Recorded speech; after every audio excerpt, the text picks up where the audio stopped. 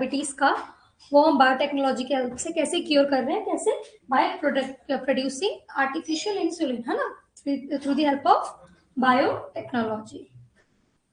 चलिए अब हमको आज स्टार्ट करना है एडीए ट्रीटमेंट, एनिमल इंसुलिन, ये हो गया। अच्छा, यहाँ तक ही हमने पढ़ा, ह्यूमिलिन तक है, नीली लीली कंपनी तक, है ना। तो चलिए पहले इसके बारे में पढ़ना है। देखिए अब देखा जाए तो हमने कहा कि हम इंसुलिन प्रोड्यूस करके फिर उसको इंजेक्ट करते हैं बॉडी में, तो क्यों नहीं हम बाकी मेडिसिन की तरह इंसुलिन की भी टैबलेट बना के खा लें, खा तो सकते हैं, तो ऐसा हम क्यों नहीं कर सकते, क्या दिक्कत है इसमें। तो देखिए क्या कहा गया है कि there are proteolytic enzyme in our gut and gastrointestinal tract. हमारे गट में, हमारे जीआईटी में प्रोटियोलाइटिक एंजाइम्स होते हैं, प्रोटीन ब्रेक करने वाले प्रोटियोलाइटिक एंजाइम्स। अब these enzyme act on insulin hormone and degrade the hormone। अब जैसे हम इसके अगर ओरली इसको लेंगे तो ये हार्मोन इसके ऊपर एक्ट करेंगे, इंसुलिन के ऊपर, और इसको डिग्रेड कर देंगे, तोड़ देंगे, खराब कर देंगे। कैसे? इसको स्मॉल स्मॉल फ्रेगमेंट में ब्रेक कर देंगे प्रोटियोलाइटिक एंजाइम, और इंसुलिन इनएफिशिएंट हो जाएगी, मतलब जो उसका काम है वो नहीं कर पाएगी डीरेंजमेंट, डिग्रेडेशन की वजह से, जो कि कौन करेगा? प्रोटियोलाइटिक एंजाइम जो हमारे गट में प्रेजेंट है। समझ में आया? इसीलिए this insulin can not be taken orally as other medicine. तो अगर क्वेश्चन आए क्यों हम मेडिसिन के तरह इंसुलिन को नहीं ले सकते, तो रीजन है वो प्रोटियोलाइटिक एंजाइम जो हमारे गट में प्रेजेंट रहता है। समझ में आया कि हम क्यों ओरली नहीं ले रहे? चलिए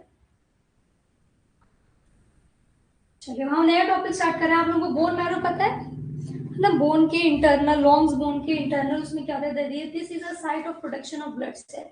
बोन मैरो में हमारी ब्लड सेल बनती है ना। हमने इस बारे में बात कर रहा था।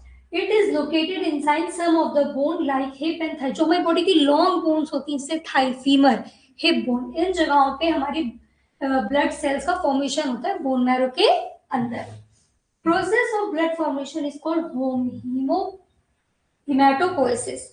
हिमेटोपोएसिस, पोएसिस मतलब कोई चीज बनना, हीम मतलब ब्लड, ब्लड सेल के बनने को कहते हैं हिमेटो, वर्ड याद रहेगा, हिमेटोपोएसिस। कहीं भी ये वर्ड है पोएसिस मतलब किसी चीज का फॉर्मेशन हो रहा है, एंड हीम मतलब ब्लड। हमने तीन चीजें पढ़ी यहाँ पर कि हमारी बॉडी की जो लॉन्ग बोन्स हैं उनके अंदर बोन मैरो में हिमेटोपोएसिस होता है। ठीक है, चलिए यहां से आई हमारी जीन थेरेपी। क्या है जीन थेरेपी? ये एक तरीके का ट्रीटमेंट है डिजीज का। कैसे ये ट्रीटमेंट होता है? या तो हम रिपेयर करें या फिर से बना दें उस डिफेक्टिव जीन को। ठीक है, तो जीन थेरेपी से हम बीमारी का जो ट्रीटमेंट कर रहे हैं वो कैसे करते हैं? या जो हमारी डिफेक्टिव जीन है, या तो हम उसको रिपेयर कर दें। जैसे हमारे घर में अगर कोई पंखा खराब होता है तो क्या करते हैं, या कोई स्विच खराब होता है, या तो उसी में पहले आकर इलेक्ट्रीशियन उसको सही करने की कोशिश करता है, और अगर सही करने का ऑप्शन नहीं है तो क्या करें, नया स्विच लगा देता है। तो इन्होंने बताया कि जीन थेरेपी की हेल्प से हम उन जीन का जो कि सही नहीं है, जो डिजीज है, जो डिफेक्टिव है, या तो उनको रिकंस्ट्रक्ट कर दें या उनको रिपेयर कर दें। समझ में आया जीन थेरेपी से ट्रीटमेंट कैसे हो रहा है? By reconstruction and repairing. और ये होगा कैसे? By transferring the gene from healthy cell into the disease cell. Healthy cell से डिजीज सेल में एक हेल्दी जीन डालना। समझ में? डिजीज जीन के अंदर हमने हेल्दी जीन डाली, इसको हम कहते हैं जीन थेरेपी। जीन थेरेपी समझ में आया? जीन पे काम कर रहे हैं, वो जीन जो नॉर्मली एक काम कर रही है बॉडी में, पर वो खराब हो गई, उसमें कोई डिजीज कंडीशन आ गई, तो हमने या तो उस जीन को रिकंस्ट्रक्ट कर दिया या रिपेयर कर दिया। और ये कैसे कर रहे हैं? By transferring healthy gene, disease gene को रिप्लेस कर दे रहे हैं हेल्दी। ठीक है, समझ में आया? बहुत इंपॉर्टेंट है ये टॉपिक्स, इन पे से बहुत क्वेश्चन आते हैं, मतलब आते ही हैं। चले आगे। हाँ चलिए देखें जरा जीन थेरेपी में क्या लिखा हुआ है। क्या करें इन्होंने? जीन थेरेपी के लिए हमको एक इंपॉर्टेंट चीज याद करनी है, ज्यादातर वायरल वेक्टर यूज होता है। अभी तक हम किसकी बात कर रहे थे? प्लाज्मिड, जो कि किसका पार्ट होता है? बैक्टीरिया का, है ना। वायरल एक बताओ, बैक्टीरियो फेज, है ना। देखिए जीन ऑफ इंटरेस्ट, वो जीन जो हमको एक अनहेल्दी इंडिविजुअल में जो भी उसकी जीन में दिक्कत है उसकी जगह हम एक हेल्दी जीन लेंगे, वो हमारी क्या रहेगी, gene of interest. Healthy gene या फिर हमारी जीन ऑफ इंटरेस्ट है।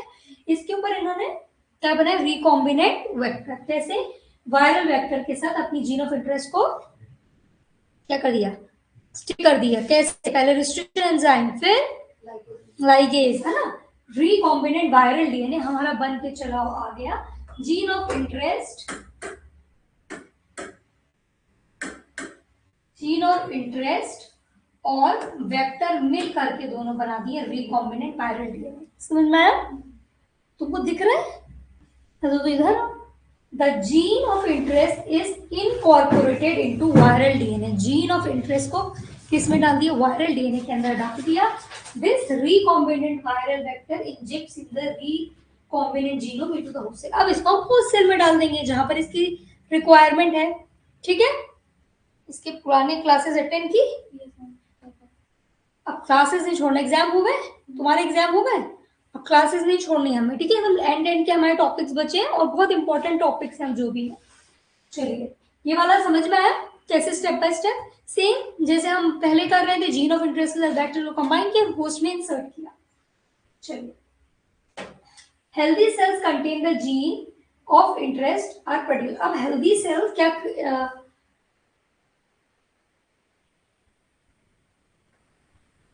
ठीक है, अब हेल्दी सेल हमने क्या कर ली, एक्सट्रैक्ट कर ली जो हमको रिक्वायर्ड हैगी। A vector is then taken most commonly used viral vector because they are easily injected। ठीक है, अब यहाँ पर जीन थेरेपी में हम वायरस को ही क्यों यूज कर रहे हैं, क्योंकि ये बहुत इजीली अपना जेनेटिक मटेरियल होस्ट सेल में डाल देते हैं। ठीक है, जीन थेरेपी में हम वायरल वेक्टर ही क्यों प्रेफर करते, यूज करते हैं, क्योंकि ये अपना जेनेटिक मटेरियल इजीली होस्ट में इंसर्ट कर देता है, और वही तो एम है ना। तो वायरल वेक्टर का रीजन समझ में आया, और ये भी समझ में आया कि जीन थेरेपी में ज्यादातर वायरल वेक्टर यूज होता है। तो ये हमारी यहाँ पर खत्म हुई जीन थेरेपी की कहानी। तो जीन थेरेपी के बारे में हमने क्या क्या पढ़ा भाई, एक तरीके का ट्रीटमेंट है डिजीज का, जिसमें हम डिजीज जीन को चेंज कर देते हैं हेल्दी जीन से रिप्लेस करके, या तो रिपेयर कर देंगे या तो रिकंस्ट्रक्ट कर देंगे, है ना। इसमें क्या कर रहे हैं, जीन ऑफ इंटरेस्ट लिया, वायरल वेक्टर लिया, दोनों को, और उसके बाद रिकॉम्बिनेंट वायरल वेक्टर को हमने होस्ट में डाल दिया, वहां पर हमारा प्रोडक्ट बन के तैयार। ठीक है, अब आता है हमारा adenosine deaminase deficiency, ADA deficiency. Very important topic, कौन सा, एडीए डेफिशिएंसी। देखिए, ये पहला जेनेटिक डिसऑर्डर है जिसको जीन थेरेपी से ट्रीट किया गया। ठीक है, ये पहला जेनेटिक डिसऑर्डर है जिसको जीन थेरेपी से ट्रीट किया गया। अगर एमसीक्यू में आए कि फर्स्ट जीन थेरेपी से किसका ट्रीटमेंट किया गया, किस जेनेटिक डिसऑर्डर का, तो वो adenosine deaminase deficiency. It is the gene for adenosine. अब इसमें क्या होता है, या तो एडीए एंजाइम की जो जीन है, हर चीज बॉडी में एंजाइम, हार्मोन, प्रोटीन बन रहा है, वो किससे बन रहा है, सभी चीजें किससे आ रही हैं, प्रोटीन से आ रही हैं। तो जो जीन एडीए एंजाइम बनाएगी वो या तो मिसिंग है, and hence the organism is unable to produce the enzyme। अब वो जीन ही नहीं है मेरे पास, जो बनाने वाली जीन है वो ही नहीं है, तो फिर वो प्रोडक्ट प्रोड्यूस नहीं होगा। उन्होंने क्या पता है, एडीए जीन है तो एडिनोसिन डायमाइनेज एंजाइम बनेगा, और अगर ये मिसिंग है तो ये नहीं बनेगा। इतना कॉन्सेप्ट समझ में आया। अब आगे आते हैं फंक्शन ऑफ, इसके मैंने फ्लो चार्ट बनाया है। देखिए, एडीए जीन जो है ये एडीए एडिनोसिन डायमाइनेज, और ये क्या करता है, ये हमारी बॉडी से एलिमिनेट करता है, निकालता है क्या, डीऑक्सी एडिनोसिन मॉलिक्यूल। क्या, डीऑक्सी एडिनोसिन मॉलिक्यूल, जो कि कब बनता है, जब डीएनए का ब्रेकडाउन होता है बॉडी में तो बनता है डीऑक्सी एडिनोसिन। कैसे याद रखा, डीएनए डीऑक्सी, डीएनए भी डीऑक्सी स्टार्ट होता है, और ये क्या ब्रेकडाउन पे क्या बनता है, डीऑक्सी एडिनोसिन मॉलिक्यूल, है ना। अब ये बनता कहां से, याद है, एडिनोसिन कहां बनेगा, जब ब्रेकडाउन होगा डीएनए का। अब ये एडिनोसिन डायमाइनेज का काम क्या है, ये कन्वर्ट करता है डीऑक्सी एडिनोसिन को, जो कि डीएनए के ब्रेकडाउन पे बन रहा है, डीऑक्सी आइनोसिन में। डीऑक्सी एडिनोसिन को डीऑक्सी आइनोसिन में, ये याद रखना है। डीऑक्सी एडिनोसिन को कन्वर्ट करता है डीऑक्सी आइनोसिन में। अब डीऑक्सी एडिनोसिन जो रहता है ना, ये हार्मफुल होता है, ये हमारे लिए इसलिए हार्मफुल है कि ये हमारे लिम्फोसाइट के लिए टॉक्सिक है। बॉडी में लिम्फेटिक सेल्स होती हैं, तो ये लिम्फोसाइट्स के लिए हार्मफुल होता है। तो इसीलिए इनका कन्वर्शन डीऑक्सीआइनोसिन में होना जरूरी है, क्योंकि ये एक लेस टॉक्सिक स्टेट हैगी और ये हमारे लिम्फोसाइट पे अटैक नहीं करेगी। और अगर बताओ लिम्फोसाइट्स क्या करते हैं, बॉडी में इम्यूनिटी देते हैं। अगर ये कन्वर्जन नहीं होगा तो इम्यूनिटी पे इफेक्ट आएगा। तो ये क्यों बंद हो गया?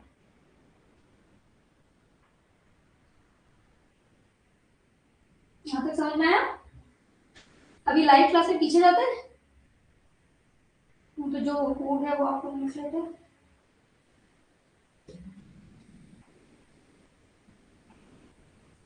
वाह, यहीं पे छोड़ के चलिए मोबाइल,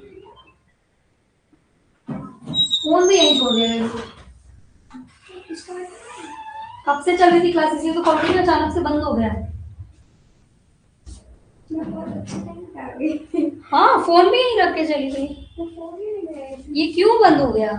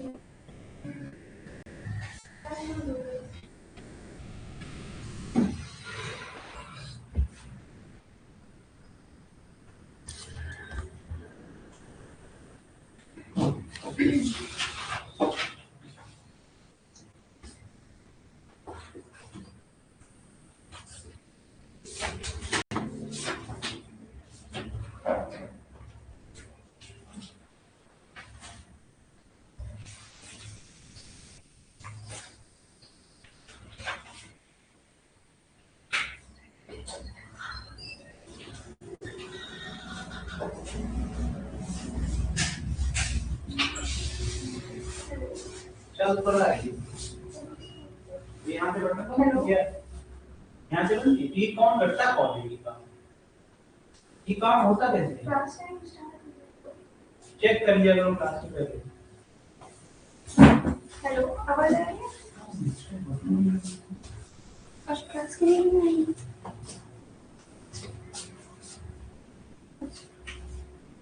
तो ये कॉन्सेप्ट समझ में आया? एडीए वाला है ना, क्या करता है बॉडी एडीए में, कैसे बनता है? पहले एडीए जीन क्या बनाती है? एडिनोसिन डायमाइनेज एंजाइम, है ना। एडीए जीन क्या बनाती है? आप लोग यहीं पर ही बोला करो, घर पे इतनी मेहनत क्यों करनी है? फिर से याद करो मैम ने क्या क्या बोला। एडीए जीन क्या करती है, क्या बनाती है? एंजाइम, है ना। एंजाइम का क्या काम है? डीऑक्सी एडिनोसिन को एलिमिनेट करना, जो कि डीएनए के ब्रेकडाउन के टाइम बनता है ना। डीऑक्सी एडिनोसिन को एलिमिनेट करना जो कि ब्रेकडाउन ऑफ डीएनए के टाइम बनता है। अभी क्यों एलिमिनेट करना जरूरी है? क्योंकि ये एडीए एंजाइम डीऑक्सी एडिनोसिन को डीऑक्सी आइनोसिन में कन्वर्ट करता है, जो कि इसलिए जरूरी है क्योंकि डीऑक्सी एडिनोसिन एक टॉक्सिक मटेरियल, टॉक्सिक कंटेंट है हमारे लिम्फोसाइट के लिए। अगर ये कन्वर्जन हो जाएगा तो ये डीऑक्सीआइनोसिन जो है, जो लेस टॉक्सिक है, जो हमारे लिम्फोसाइट के लिए हार्मफुल नहीं है, तो ये बेटर है इसके लिए। और अगर ये नहीं होगा तो ये हमारे लिम्फोसाइट्स पे अटैक करेंगे। लिम्फोसाइट्स का काम होता है बॉडी को इम्यूनिटी प्रोवाइड करना, तो कहीं ना कहीं ह्यूमन की इम्यूनिटी और आगे चल के उसको क्या होगा ये हम बताते हैं। सोचो तो पूरा बंद हो गया, लाइव क्लास ही बंद हुई होगी। चल रही है ना, अगर अभी स्टार्ट नहीं हुआ होगा तो रीस्टार्ट कर दीजिएगा। अरे वो सेव हुआ होगा, हाँ मैंने पहले सेव कर लिया था ना। आई जस्ट वो चार्ट भी चला गया होगा, क्या होगा था? लाइट वहां से बंद।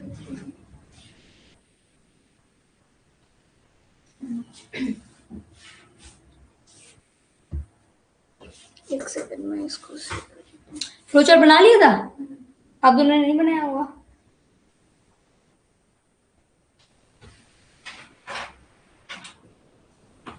ये रिकॉर्डिंग स्टार्ट नहीं करी आज मैंने, कल तो हाँ करते थे। चलो आगे। फिर से आप ऑनलाइन रिज्वाइन करेंगे तो ये जो इतना एरर था वो नहीं रिकॉर्ड होगा उसमें। तो रिजॉइन तो हो गया, तो चल ही रही थी लाइव क्लास। तो उसको कट करके फिर से स्टार्ट कर दीजिए। कट कर दूं और तुम कर दो। बच्चे ने ज्वाइन किया है ना, या फिर हम किसी को फ्लो चार्ट भी चला गया हमारा, इतना बढ़िया तुमने बना लिया था ना एग्जाम में। चलने दीजिए कुछ।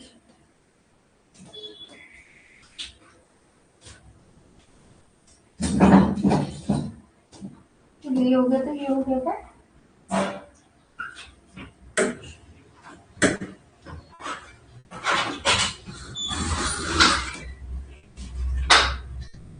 ठीक है, एंड में हमको ये लिखना है कि जब भी अल्टीमेटली जब हमारे इम्यून सिस्टम पे कंटिन्यूअसली अटैक करेगा, अगर एक कन्वर्जन हो तो उस पर्टिकुलर इंडिविजुअल को हो जाएगा सीवियर कंबाइंड इम्यूनोडेफिशिएंसी, SCID।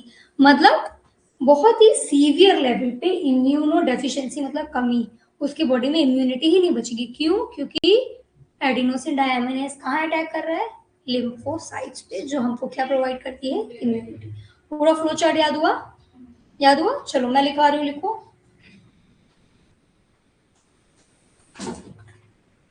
ये फ्लो चार्ट लिख लो, बाकी सब चीजें अभी जीन थेरेपी भी लिखना है ना, और लिखो जीन थेरेपी। जीन थेरेपी इसको मैं आपके भरोसे एक्चुअली छोड़ नहीं सकती। अच्छा बताओ जल्दी तुम सृष्टि कि क्यों हम इंसुलिन को ओरली नहीं ले सकते? बाकी मेडिसिन तुम नहीं आई थी अभी, क्लास में नहीं थी? हम जैसे बाकी मेडिसिन लेते हैं, एंटीबायोटिक्स और गैस की दवा सब, तो वैसे हम इंसुलिन को क्यों नहीं ले रहे हैं ओरली? क्यों नहीं ले रहे शिवांश? प्रोटियोलिटिक एंजाइम कहाँ प्रेजेंट रहते हैं? हमारे गट में। और वो क्या करेंगे अगर हमने मेडिसिन ओरली ली तो? इंसुलिन को, और फिर वो अपना फंक्शन प्रॉपरली नहीं कर पाएगी। ठीक है, अब फिर हमारा आया था जीन थेरेपी। रेडी करिए, जीन थेरेपी। ये लिख लो, treatment of disease by repairing और reconstructing the defective gene by transferring gene from healthy cell into disease. यहाँ से आप लिखना है, is treatment of disease by repairing or reconstructing the defective gene by transferring the gene from healthy cell into diseased cell। जल्दी से लिखो।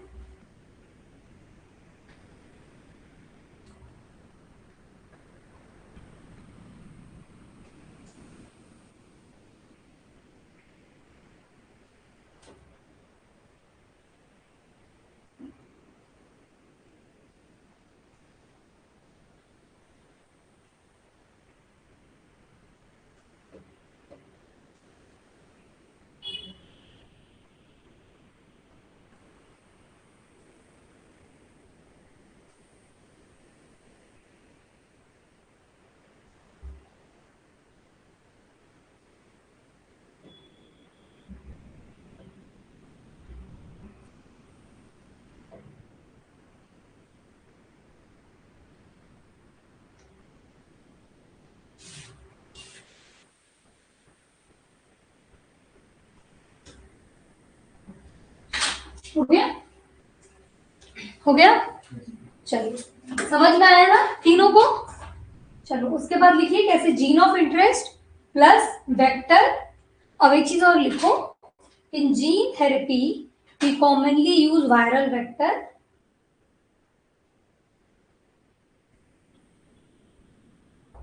commonly use viral vector because viral vector can be easily inject their genetic material into host। ठीक है, ये MCQ के questions हैं। हाँ शिवांश, मुझे वो दे दो अपनी PYQ। और जीन थेरेपी का ये जो स्टेप्स है बस इजीली से लिखो, GY plus viral vector into host.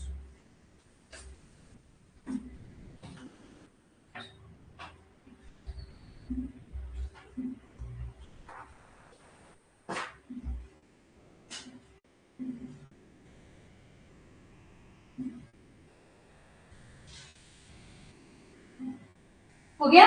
बहुत स्लो चल रहे हैं हम, चलेंगे आगे जल्दी। चलिए एडीए डेफिशिएंसी हेडिंग डालिए और लिखिए एडीए जीन एरो बना के लिखो प्रोड्यूस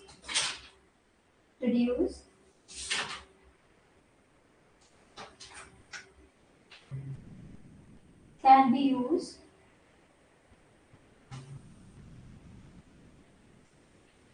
प्रोड्यूस लिखिए adenosine deaminase ADA adenosine deaminase. फिर एडिनोसिन डीएमाइनेज के नीचे एरो बना के लिखो फंक्शन क्या है इसका, फंक्शन क्या है एडिनोसिन डीएमाइनेज का, एडिनोसिन डीएमाइनेज का फंक्शन है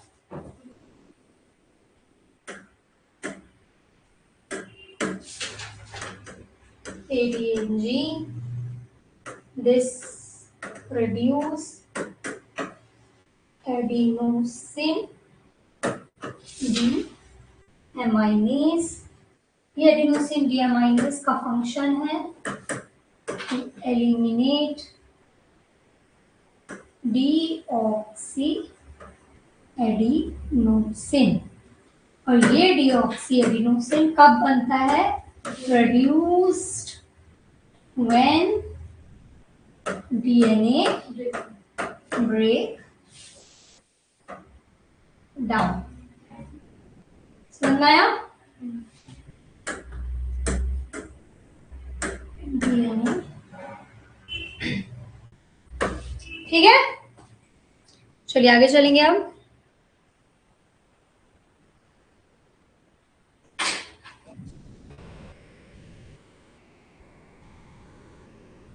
अब लिखिए काम क्या है इसका, एडीए एंजाइम का काम क्या है।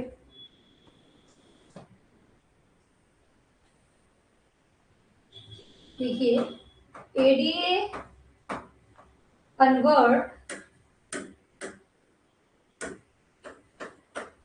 Adenosine deaminase, this converts deoxy adenosine to इसमें डीऑक्सी आइनोसिन जो कि लेस टॉक्सिक है, और deoxy adenosine this is toxic and harmful for lymphocyte. Immunity provide करने वाली सेल्स के लिए ये क्या है। Since this is missing ADA deficient patient, the excess deoxyadenosine result in severe damage to lymphocyte, ultimately affecting the immune system। ठीक है, अब लास्ट में आप बस ये लाइन लिख दीजिए। तो ADA deficient patient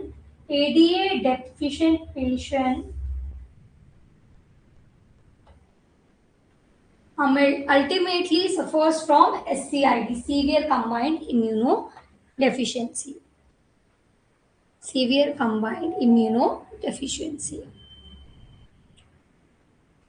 आगे चलें आप।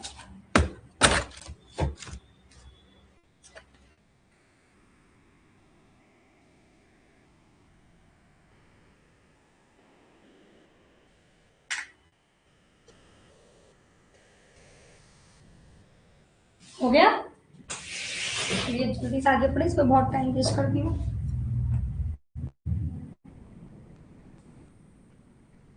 चलो देखो लिखा है ना डीऑक्सी एडिनोसिन, अगर एडीए है तो एडिनोसिन बन गया और लिम्फोसाइट्स हैप्पी हैं, पर डीऑक्सी एडिनोसिन अगर एडीए नहीं है तो ये टॉक्सिक है और it will ultimately kill our lymphocyte. ठीक है, क्लियर है? चलिए अब इसका ट्रीटमेंट क्या, अभी तो हमने बात कर ली कि क्या क्या इसके वजह से हो रहा है, कौन सी जीन रिस्पॉन्सिबल है। तो कहीं ना कहीं एडी जीन में दिक्कत होगी। इसके अर्ली ट्रीटमेंट क्या है, या तो एंजाइम रिप्लेसमेंट थेरेपी या तो बोन मैरो ट्रांसप्लांटेशन। सबसे पहले हम पढ़ेंगे एंजाइम रिप्लेसमेंट थेरेपी क्या है। एडी एंजाइम को कहीं ना कहीं रिप्लेस करना है ना। दो ट्रीटमेंट होता है, तुम लोग साथ में ही लिखते भी जाओ, थोड़ा थोड़ा अर्ली ट्रीटमेंट में लिखिए एक तरफ एंजाइम रिप्लेसमेंट थेरेपी, एक तरफ bone marrow transplantation.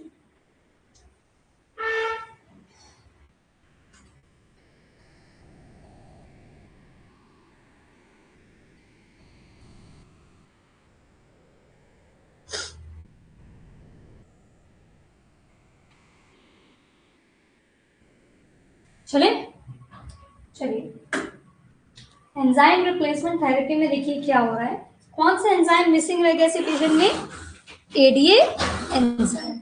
Directly patient को एडीए एंजाइम इंजेक्ट किया जा रहा है। ठीक है, ट्रीटमेंट समझ में आया? इंजेक्शन दिए जा रहे हैं किसके? एडीए एंजाइम के। भाई इस पेशेंट के अंदर एडीए नहीं बन रहा है तो इसको सीधे इंजेक्शन दो एडीए एंजाइम्स के। तो ये है ट्रीटमेंट एंजाइम रिप्लेसमेंट थेरेपी का। लिखिए directly inject the patient with functional ADA enzyme. ऐसा एडीए एंजाइम जो कि फंक्शन करे।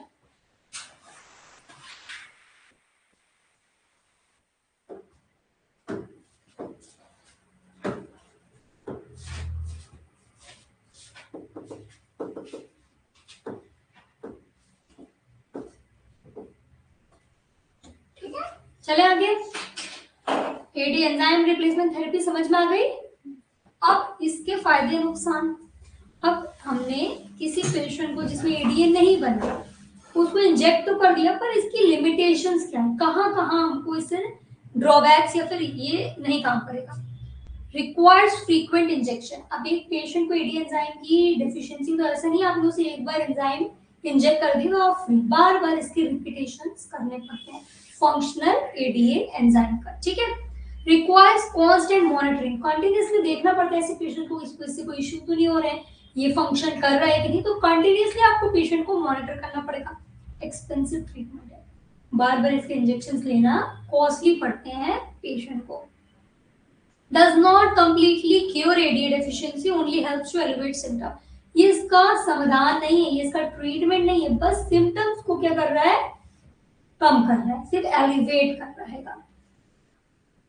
Patient might not response to injection after a while. अब काफी टाइम तक हम पेशेंट को इंजेक्शन दे रहे हैं, वो रेजिस्टेंट बन गया, उसका असर नहीं हो रहा। तो ये सारी लिमिटेशन है ईआरटी की, एंजाइम रिप्लेसमेंट थेरेपी। ईआरटी का full form enzyme replacement therapy. ठीक है, ये सारे पॉइंट लिखो। दीपक तुम सुनो, क्लास देख रहे थे अभी नहीं देखेंगे। ठीक है, तो मैं एक बार आपको एडीए फिर से समझा रही हूँ, ओरली आप करते जाओ बाकी काम। एडीए को ट्रीट करने के लिए हम पहला ट्रीटमेंट जो देख रहे हैं वो है एंजाइम रिप्लेसमेंट थेरेपी, है ना। इसमें हम डायरेक्टली पेशेंट को फंक्शनल एडीए एंजाइम दे रहे हैं। ठीक है, पर इसकी दिक्कत क्या है? फ्रीक्वेंटली हमको इंजेक्शंस देने पड़ेंगे, कॉन्स्टेंटली पेशेंट को मॉनिटर करना पड़ेगा। ये ट्रीटमेंट एक्सपेंसिव होता है पेशेंट के लिए। इसके बाद ये एडीए को ट्रीट नहीं कर रहा, जस्ट सिम्टम्स को एलिवेट कर रहा है। पेशेंट जो है हो सकता है एक समय के बाद इन इंजेक्शंस के ऊपर असर करना छोड़ दे। ठीक है, ईआरटी अच्छे से समझ में आया, एडीए अच्छे से समझ में आया। अब बताओ एडीए का नुकसान क्या होता है? अल्टीमेटली एडीए क्या कॉज कर रहा था पेशेंट में, और ऐसे पेशेंट को क्या डेवलप हो जाएगा? Severely combined immunodeficiency.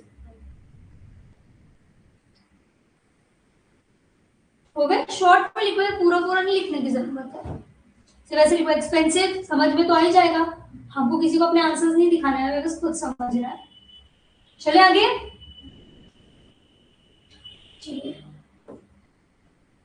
अब हमने पहला तो ट्रीटमेंट पढ़ लिया एंजाइम रिप्लेसमेंट, पर अब हमारा दूसरा ट्रीटमेंट आ रहा है बोन मैरो ट्रांसप्लांट। ठीक है, अब चलते हैं बोन मैरो ट्रांसप्लांट में क्या हो रहा है।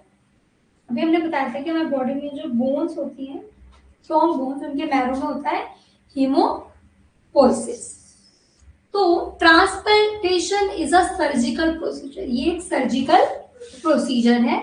इसमें क्या होता है? ट्रांसफर करते हैं टिश्यू को या ऑर्गन को, या either from one area of patient body, कोई ऑर्गन या कोई टिश्यू को हम ट्रांसफर कर रहे हैं, या तो पेशेंट की ही बॉडी से दूसरी एक जगह से दूसरी जगह, या तो किसी हेल्दी डोनर से। ठीक है, ट्रांसप्लांट कैसे हो सकता है? Either from one area of patient's body to another, patient की बॉडी के एक जगह से दूसरी जगह, या फिर from one person which is called donor to another person called recipient, जो कि अपना पार्ट या अपनी जीन या अपना कोई भी कंटेंट दे रहा है वो है डोनर, जो रिसीव कर रहा है वो रिसीपिएंट। ठीक है, यहाँ तक समझ में आया? Especially bone marrow transplantation refers to a surgical procedure of transferring bone marrow. Bone marrow transplant को हम कहते हैं कि bone marrow का सर्जिकल, ये एक सर्जिकल प्रोसीजर है, that is stem cells on the bone from a donor to recipient, किससे? एक डोनर से रिसिपिएंट को। चले ये लिख लेना आप लोग, पहले इसको कंप्लीट करते हैं। स्टेप्स देखेंगे कि बोन मैरो कैसे कैसे क्या हो रहा है, ट्रांसप्लांट हो रहा है। सबसे पहले हम देख रहे हैं bone marrow cells are collected from a suitable donor. हमने बोन मैरो, इसको हमको ट्रांसप्लांट करना है, इसको कलेक्ट किया डोनर से by procedure called bone marrow harvest. तो इस कलेक्शन को क्या कहते हैं? Bone marrow. किससे लेना? डोनर से। डोनर से बोन मैरो को कलेक्ट करने को कहते हैं बोन मैरो हार्वेस्ट। जब मीनवाइल उस टाइम क्या होता है, पेशेंट जो रिसिपिएंट है जिसके अंदर हमको ट्रांसप्लांट करना है, उसको हम कीमोथेरेपी देते हैं, ऑप्शनल है ये। क्यों? कि जो उसके अंदर तो कोई कमी है, कोई फॉल्ट है, कोई जीन में इशू है, तो कीमोथेरेपी की हेल्प से हम किल करते हैं फॉल्टी मैरो सेल्स को। जो सेल्स में इश्यूज है, कीमोथेरेपी की हेल्प से हम उसको क्या कर रहे हैं, तब तक किल। तो पेशेंट से कलेक्ट कर रहे हैं, बोन मैरो हार्वेस्ट हो रही है, और सॉरी डोनर से कलेक्ट कर रहे हैं, इसको कह रहे हैं बोन मैरो हार्वेस्ट, और पेशेंट को दे रहे हैं कीमोथेरेपी तब तक के लिए उसकी फॉल्टी सेल्स को किल करने के लिए। दोनों पॉइंट समझ में आए? Harvested bone cells are then injected into recipient body. फिर इन हार्वेस्टेड सेल को जो पेशेंट है, जो रिसिपिएंट है, इनकी बॉडी में क्या कर रहे हैं, इंजेक्ट कर रहे हैं, and kept under observation to check for side effect. और ऐसे इंसर्ट करने के बाद, इंजेक्ट करने के बाद पेशेंट को छोड़ नहीं देते, देखते हैं कि कोई रिएक्शन तो नहीं हो रहा, कोई साइड इफेक्ट्स तो नहीं आ रहे हैं। Now these bone marrow cells repopulate recipient bone marrow and lymphocyte production goes up. अब जब ये पेशेंट के रेसिपिएंट के बॉडी में चली गई तो वहां हेल्दी सेल्स का ग्रोथ स्टार्ट हो जाएगा, और अल्टीमेटली लिम्फोसाइट जो बहुत कम हो गई थी नंबर में, क्योंकि डिस्ट्रॉय कर रहा था एडीए एंजाइम ना होने की वजह से, वो भी धीरे धीरे लिम्फोसाइट्स का नंबर भी बढ़ने लगता है। तो पहला ट्रीटमेंट एडीए डेफिशिएंसी का था जीन थेरेपी, जिसमें हम इंजेक्शन दे रहे थे एडीए, अरे ईआरटी एंजाइम रिप्लेसमेंट थेरेपी, जिसमें हम इंजेक्शन दे रहे थे किसके, एडीए एंजाइम के। दूसरा था बोन मैरो रिप्लेसमेंट या ट्रांसप्लांटेशन, इसमें हम क्या कह रहे थे, पेशेंट जिसके अंदर लिम्फोसाइट्स किल हो रहे थे एडीए एंजाइम की कमी की वजह से, तो हमने इसका बोन मैरो ही चेंज कर दिया। पहले कीमोथेरेपी देके उसके फॉल्टी जीन्स को, फॉल्टी सेल्स को सॉरी किल किया, और फिर डोनर की बॉडी से हेल्दी सेल्स को लेकर इंजेक्ट कर दिया। अब इसकी बॉडी में अपने आप ही धीरे धीरे कर कर लिम्फोसाइट्स की प्रोडक्शन बढ़ने लगी। क्लियर हुआ ये? चलो लिमिटेशन अब इसका भी क्या है, उसके लिमिटेशन क्या हैं, बार बार रिपीट करना है, ऑब्जर्व करना है, कॉस्टली है, इसके परमानेंट ट्रीटमेंट नहीं है वो। अब इसमें क्या क्या है, अब ऐसा तो नहीं मैं किसी से भी लेकर के दे दूंगी, है ना, जेनेटिक मैचिंग होती है, तो डोनर्स कम है, availability of donor is less, इतने डोनर्स है ही नहीं। डिफिकल्टीज विद ट्रांसप्लांट, अब ट्रांसप्लांट के टाइम भी कुछ ना कुछ डिफिकल्टी हो सकती है, फेलियर भी हो सकता है, ठीक है।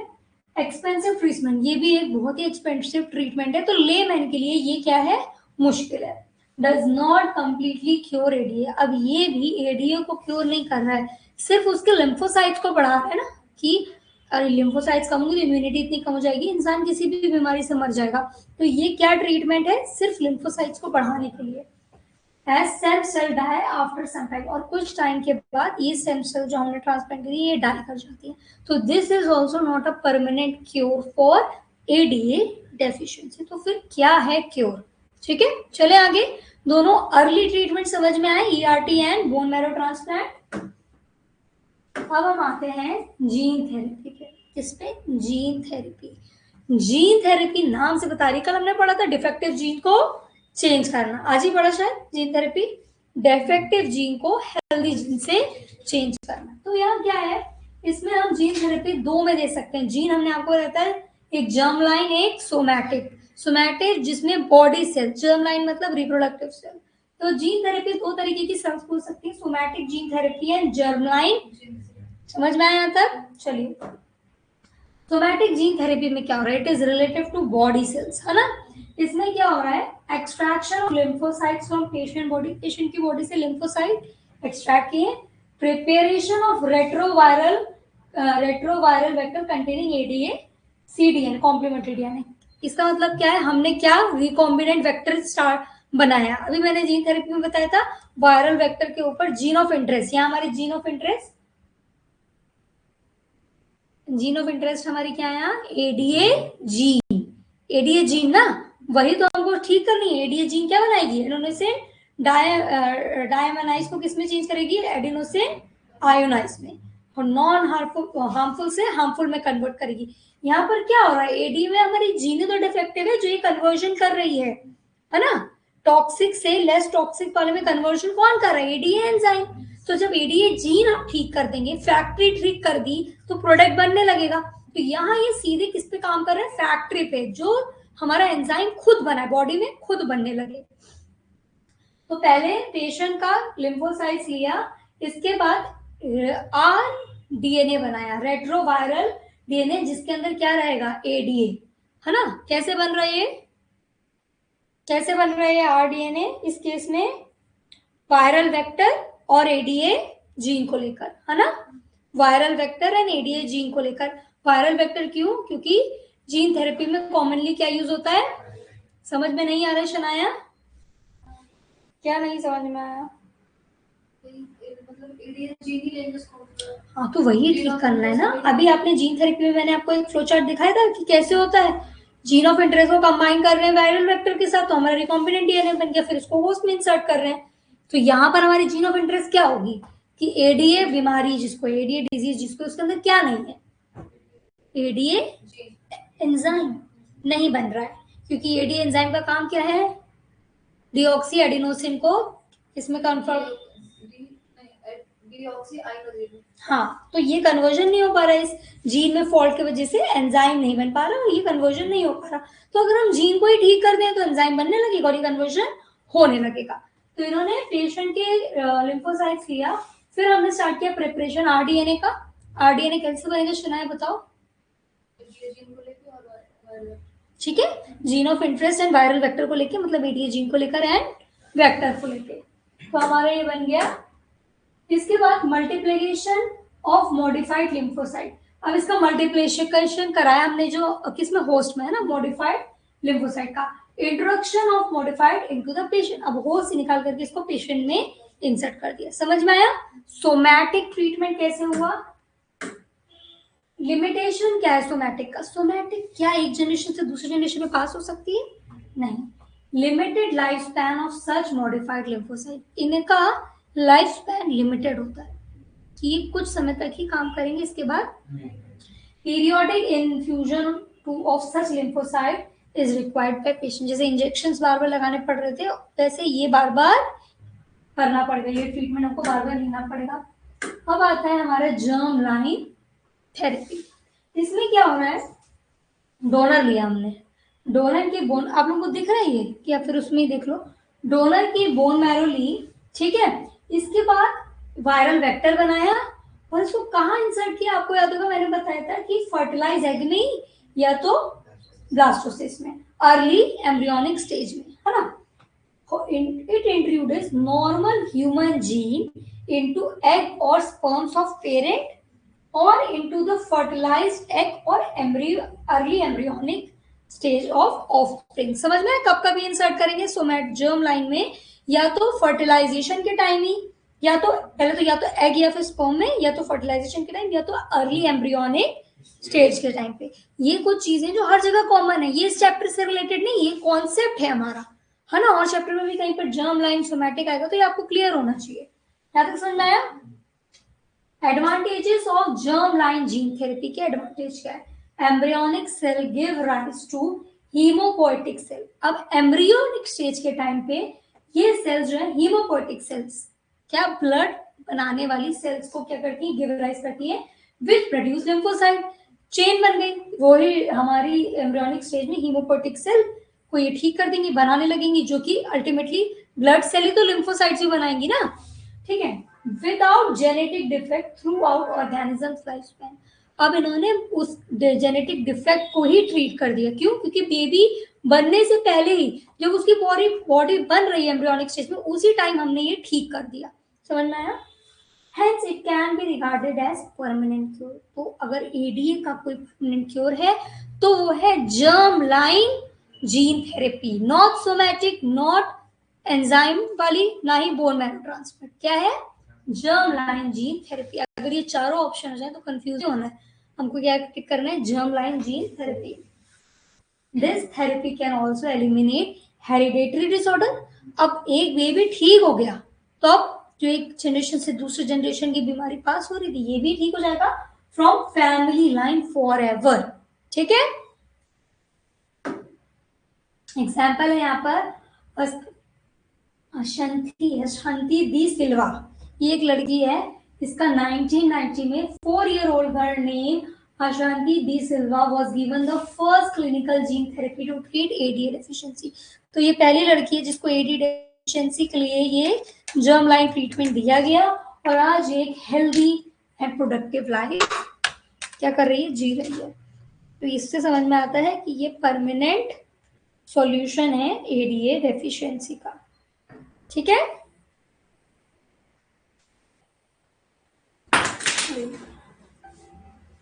ठीक है, चलो आप लोग ये लिखो।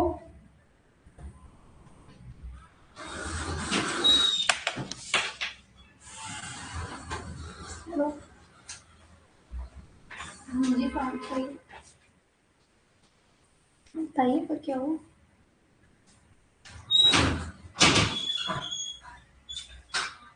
हाँ, तो अगर आप 3:30 तक आगे तो मिल लेंगे, आप मुझे कॉल कर लेना 3:30 बजे। ठीक है, चलो। तो तुम लोगों को एडी डेफिशिएंसी का सार क्या होता है, ट्रीटमेंट क्या, सब पढ़ लिए, समझ में आ गया? चलिए, लिखने का काम अभी थोड़ा छोड़ देते हैं। अगर मेरा जो जितना मुझे पढ़ाना है जो हो गया फिर लिखाऊंगी, नहीं तो आप लोग लिख लेना। ठीक है, गलत मत लिखना। 2-4 क्वेश्चन पूछते फिर आगे बढ़ते हैं। चलिए, सबसे पहले बताओ सृष्टि, एडी डेफिशिएंसी क्या है? ये डिजीज क्या है, इसमें क्या होता है? क्या होता है शिवांश? हाँ, पर इसमें क्या दिक्कत क्या आती है, मतलब एक जनरल वो बताओ कि क्या दिक्कत आती है इसमें, दिक्कत कहाँ होती है, क्या डिफेक्टिव रहता है?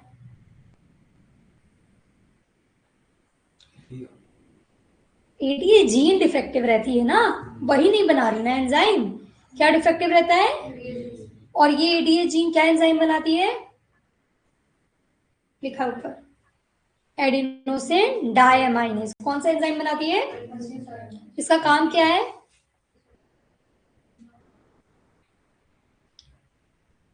इसका एंजाइम का काम क्या है? एडिनोसिन डायमाइनेज को कन्वर्ट करना एडिनोसिन आइनोसिन में। क्यों कन्वर्जन जरूरी है? क्योंकि एक फॉर्म टॉक्सिक है, हार्मफुल है, और दूसरा लेस टॉक्सिक या नॉन हार्मफुल है। किसके लिए? लिम्फोसाइट्स के लिए। और अगर ये नहीं बनेगा एंजाइम तो लिम्फोसाइट्स कंटिन्यूसली एडिनोसिन डायमाइनेज के अंदर रहेंगी, तो इनको सीवियर कंबाइंड इम्यूनो, ये समझ नहीं आया कि याद नहीं हुआ? मुझे इशू जानना है। खुद से एक बार रिवीजन करोगे तो याद हो जाएगा।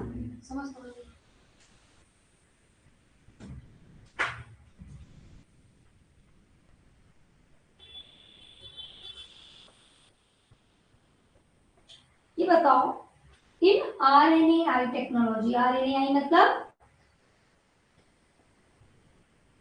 इंटरफेरेंस, RNA इंटरफेरेंस टेक्नोलॉजी में जीन आर साइलेंस्ड यूजिंग, क्या यूज करके जीन साइलेंस की जाती है? DsRNA, SsRNA, SsDNA या DsDNA? DsRNA। इससे क्या बनता था? siRNA, है ना? कौन बनाता था ये? कौन बनाता था ये?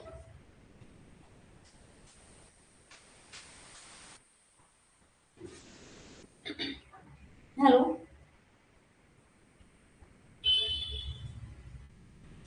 एक्चुअली मैं अभी तो हूँ नहीं रिसीव करने के लिए। आप 1-1.5 घंटे बाद दे सकते हैं।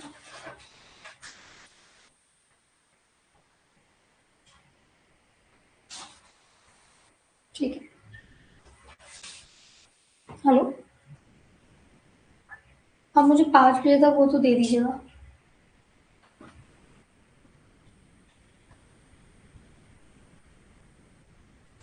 हो गया, समझ में आया?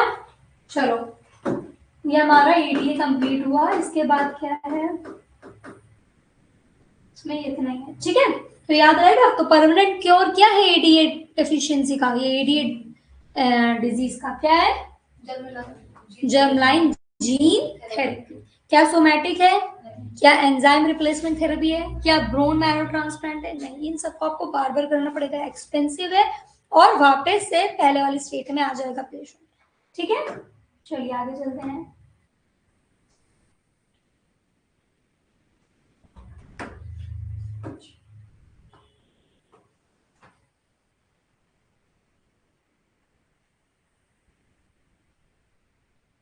Transgenic animals.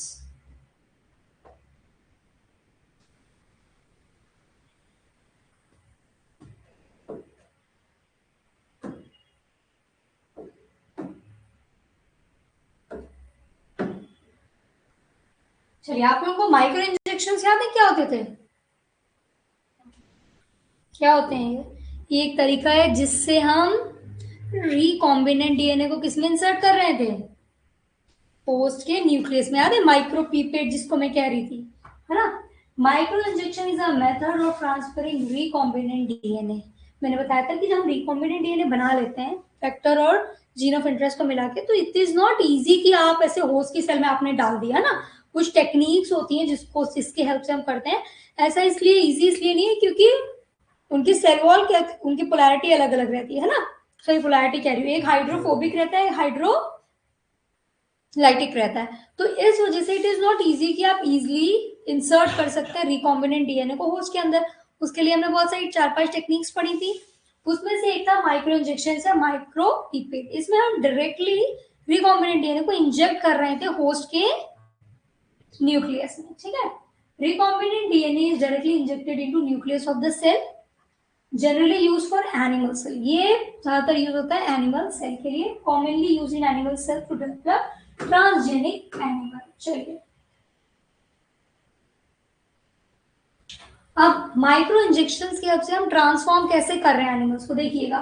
Transgenic animal with all cells having transgene can also be created by inserting DNA into the embryonic cell।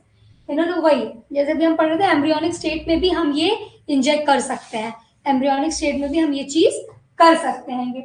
These cells having transgene are then micro injected into embryo which has developed for 5 to 6 days after fertilization।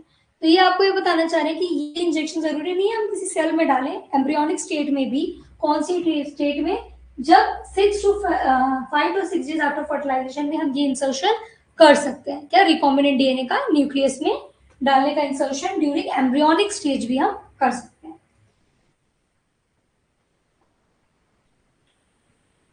इन्होंने ये बताया कि देखिए blastocyst वाली stage पे कर रहे हैं और फिर ऑफस्प्रिंग के अंदर वो कैरेक्टर, वो जीन जो है आ जाएगी। ठीक है, जैसे भी सेल में आ रही थी तो जो ऑफस्प्रिंग बने उनमें से कुछ में वो, क्योंकि जर्म लाइन के टाइम पे कर रहे हैं ना, जो ऑफस्प्रिंग प्रोड्यूस होगा उसमें जीन ऑफ इंटरेस्ट के कैरेक्टर होंगे।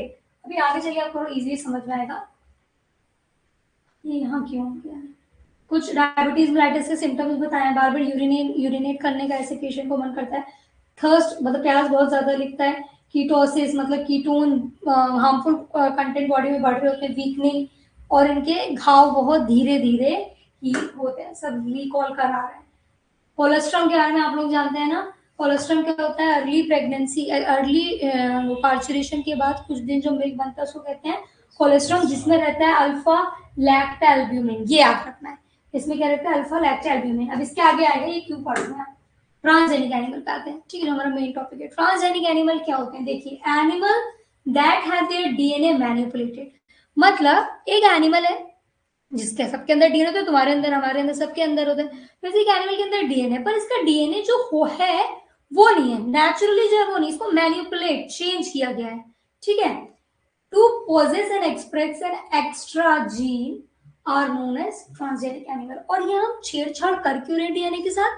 कुछ एक्स्ट्रा या कुछ ऐसी चीज उसके ऑफस्प्रिंग में या उसमें आ जाए जो नेचुरली नहीं प्रेजेंट होती है, ठीक है। ट्रांसजेनिक एनिमल्स वो एनिमल्स हैं जिनका डीएनए मैनिपुलेटेड रहता है, उनको क्या किया जाता है, चेंज किया जाता है। किस लिए? ताकि उन एनिमल्स में हम कुछ एक्स्ट्रा चीज बना ला सकें जो नेचुरली उनके डीएनए उनको प्रोवाइड नहीं करता है, ठीक है। They are useful to improve animal product, build genetic disease model. ये क्यों ऐसा क्यों हो रहा है, ट्रांसजेनिक एनिमल क्यों बना रहे हैं भाई? जो प्रोडक्ट है उसका क्वालिटी इंप्रूव करने के लिए या कोई ऐसी चीज बनाने के लिए जो हमको क्या कर रही है, डिजीज रेजिस्टेंट मॉडल्स, मतलब कि हमको ट्रायल्स करना है किसी डिजीज का, किसी मेडिसिन का, किसी वैक्सीन का, तो हम ट्रांसजेनिक एनिमल्स बनाते हैं कि हम ट्रायल्स कर सके उन पे। एक ट्रांसजेनिक एनिमल और नॉर्मल, जैसे एक ट्रांसजेनिक माउस और एक नॉर्मल माउस है, तो ट्रांसजेनिक माउस जो है वो ज्यादा अच्छे से हमको उस ट्रायल में हेल्प कर सकता है as compare to normal mouse. तो ये कुछ यूजेस हैं कि हम काहे किस वजह से बना रहे हैं transgenic animals. It is done by rDNA technology. सारी चीजें तो आरडीएनए टेक्नोलॉजी से ही हो रही है। तो अगर पूछा जाए ट्रांसजेनिक एनिमल किस टेक्नोलॉजी से बनाया जाता है, तो रिकॉम्बिनेंट डीएनए टेक्नोलॉजी से हम बना रहे हैं ट्रांसजेनिक एनिमल।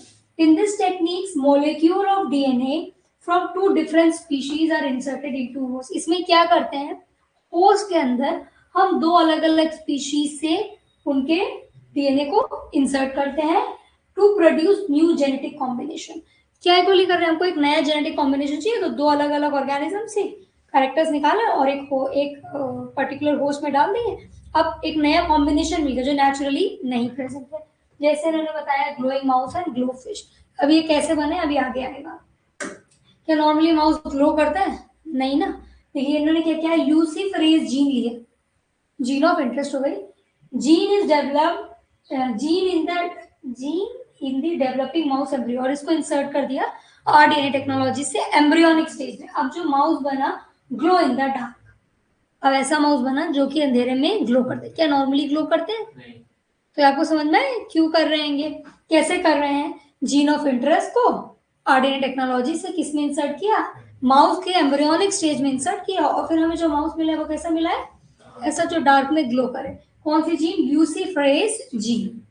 तो अगर क्वेश्चन आए बाय चांस ग्लोइंग माउस में जीन ऑफ इंटरेस्ट क्या थे, ल्यूसीफरेज वैक्सीन। अब किस किस चीज के लिए यूज करते हैं भाई, ये सारे एप्लीकेशंस है ट्रांसजेनिक एनिमल्स की, जो हम अभी आगे देखेंगे। किसी डिजीज की स्टडी के लिए, वैक्सीन के ट्रायल्स के लिए, केमिकल कितना सेफ है कैसे उसके ट्रायल्स के लिए, बायोलॉजिकल प्रोडक्ट बनाने के लिए, हमें किसी टाइप का मिल्क बनाना है, किसी टाइप की मेडिसिन बनाना है, ठीक है। इन सारी चीजों में हम एप्लीकेशन, ये सारी चीजों में यूजफुल होता है ट्रांसजेनिक एनिमल।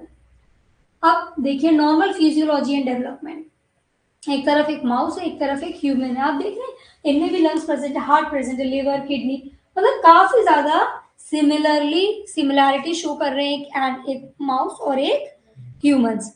किसमें? फिजियोलॉजी में, इनके बॉडी के स्ट्रक्चर फंक्शंस में। माइस have served as a most preferred transgenic animal model due to their high degree of similarity। अब इन्होंने कहा है कि सबसे commonly use transgenic animal for model है ट्रायल्स के लिए, कौन है? माउस, क्योंकि ये काफी ज्यादा सिमिलर रहता है फिजियोलॉजी में किससे। तो अगर पूछा जाए कि सबसे कॉमनली यूज ट्रांसजेनिक मॉडल कौन है, तो वो है माइस। और क्यों है? क्योंकि सिमिलर फिजियोलॉजी की वजह से, ठीक है। आप देख सकते हो, आपके डायग्राम बनाए, आपको भी समझ में आ रहा होगा। Makeup similarity to human in terms of genetic makeup. Genetic makeup भी काफी हद तक सेम है, physiology and anatomy, structure, function सब काफी हद तक सिमिलर है ह्यूमन एंड। आप लोग साथ में बोलो, ये तो पानी पियो, इतनी नींद आ रही है आप लोगों को, ठीक है। Characteristic of mice. अब एक माइस का कैरेक्टरिस्टिक देखिए क्या है, क्यों आप माइस को प्रेफर करोगे? एक तो इसका साइज स्मॉल होता है, किसी बड़े जानवर के ऊपर ट्रायल करना आसान है, छोटे पे। माइस का साइज स्मॉल है, ईज टू मेंटेन, ऐसे ही मर नहीं जाता है ना, easy to maintain. Short reproductive cycle, इनकी रिप्रोडक्टिव साइकिल शॉर्ट रहती है, ठीक है। प्रोड्यूस न्यूमरस ऑफस्प्रिंग, एक बार में ढेर सारे बेबीज प्रोड्यूस करते हैं। Genome has been studied extensively. Mice का जीन जेनेटिक मेकअप बहुत डिटेल में पहले ही स्टडी कर लिया गया है, तो इजी है। Suitable for in vitro fertilisation and cultures of in vitro fertilisation के लिए, मतलब बॉडी के बाहर फर्टिलाइजेशन के लिए ये काफी सुटेबल है, इजीली इनमें हो जाता है। तो ये कुछ कैरेक्टरिस्टिक है जिस वजह से हम माइस को प्रेफर करते हैं एज ट्रांसजेनिक एनिमल मॉडल। ठीक है, ये याद होने चाहिए, सब बहुत इंपॉर्टेंट पॉइंट्स हैं। चलिए,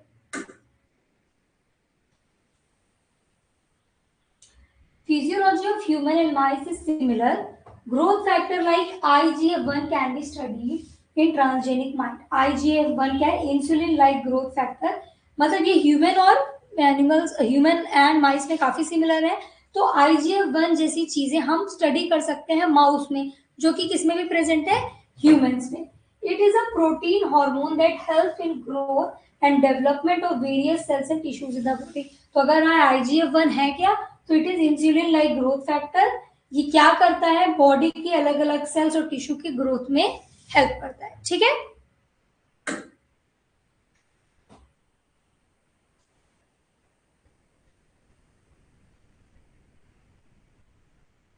क्या मैं लिखवाऊं? जैसे रीड करने में नींद आ रही है तो लिखवाती चलूं मैं, तो अभी जो छूट गया उसको तो आप लोग लिख लेना। ठीक है, अब हेडिंग डालो 2-3 पेज छोड़कर।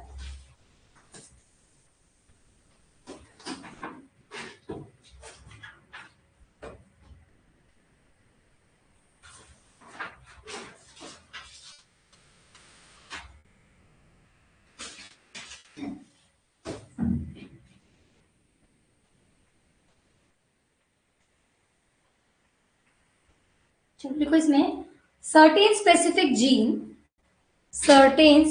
जीन, एरो बना के लिखिए, regulate IGF function. Certain specific jeans regulate IGF function.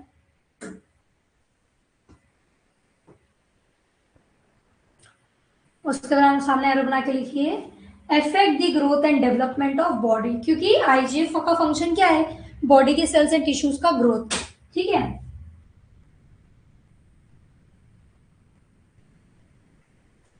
अब इसके नीचे लिखिए IGF-1 एरो बना के लिखिए, transfer to animal. IGF-1 transfer to animal, उसके बाद एरो बना के लिखिए, टू क्रिएट ट्रांसजेनिक एनिमल। तो ट्रांसजेनिक एनिमल बनाने के लिए हम क्या ट्रांसफर कर रहे हैं? IGF-1 हम ट्रांसफर कर रहे हैं। ठीक है, और ये ट्रांसजेनिक एनिमल क्यों बनाया गया है? To study biological role of IGF-1 in body. ठीक है, ये काय के लिए हम कर रहे हैं कि ये सारी चीजें, ताकि हम एक्चुअली में IGF-1 का रोल क्या है बॉडी में, इसके बारे में जान सके। ठीक है, तो IGF-1 को किसमें ट्रांसफर किया गया? एनिमल में, ताकि हम IGF-1 के फंक्शंस के बारे में जान सकें। और हमने माउस में क्यों डाला है? क्योंकि ये काफी सिमिलर है ह्यूमंस के, और इसको स्टडी करना, जो हमने कैरेक्टरिस्टिक पढ़े थे उस वजह से क्या है? इजी है।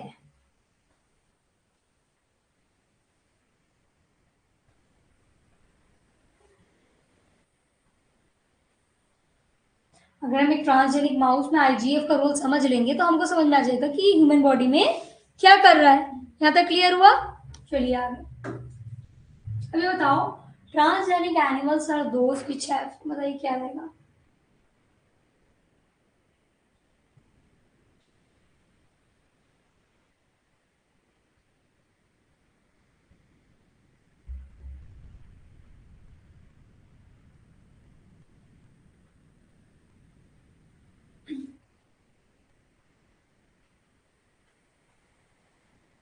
समझ में आ रहा है किसी को?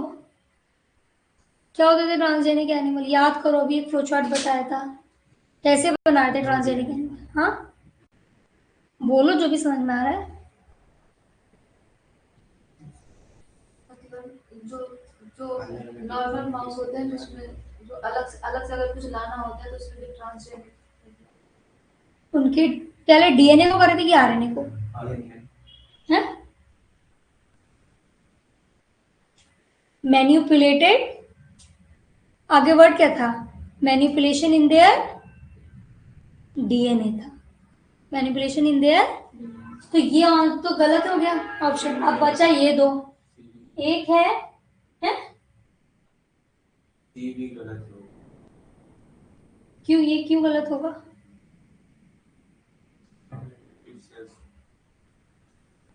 अब अगर गलत है तो क्यों गलत है? अब आप इन दोनों में से बता सकते हो क्या होगा?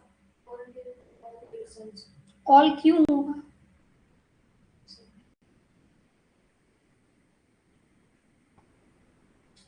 मतलब ऑल है तो क्यों है? तुक्का थोड़ी मारने बैठोगे एग्जाम में। अगर ऑल लग रहा है तो क्यों होगा? डीएनए में जब बनाएंगे तो सब जगह ही तो चेंज होगा। तो चेंज तो डी सोमैटिक और जर्म लाइन दो उसमें आ सकता है। आपको याद है एम्ब्रियोनिक स्टेज में इंसर्ट कर रहे थे, तो जब एम्ब्रियोनिक स्टेज में इंसर्ट करोगे तो फिर ऑल में आएगा, ये बोलना था आपको। ठीक है, ठीक है, चलो। तो अभी तक हमने ये पढ़ा कि एक ट्रांसजेनिक माउस बनाया, उसके अंदर IGF-1 जीन डाली, इसलिए डाली ताकि हम उसका बायोलॉजिकल इफेक्ट ह्यूमन की बॉडी पे क्या होता है वो पढ़ सके। माउस इसलिए चुना क्योंकि वो काफी सिमिलर रहता है ह्यूमन के, उसको स्टडी करना, उसको रखना, और उसकी लाइफ साइकिल, रिप्रोडक्टिव लाइफ में सब काफी छोटी थी, इसलिए हमने एक माउस को सेलेक्ट किया।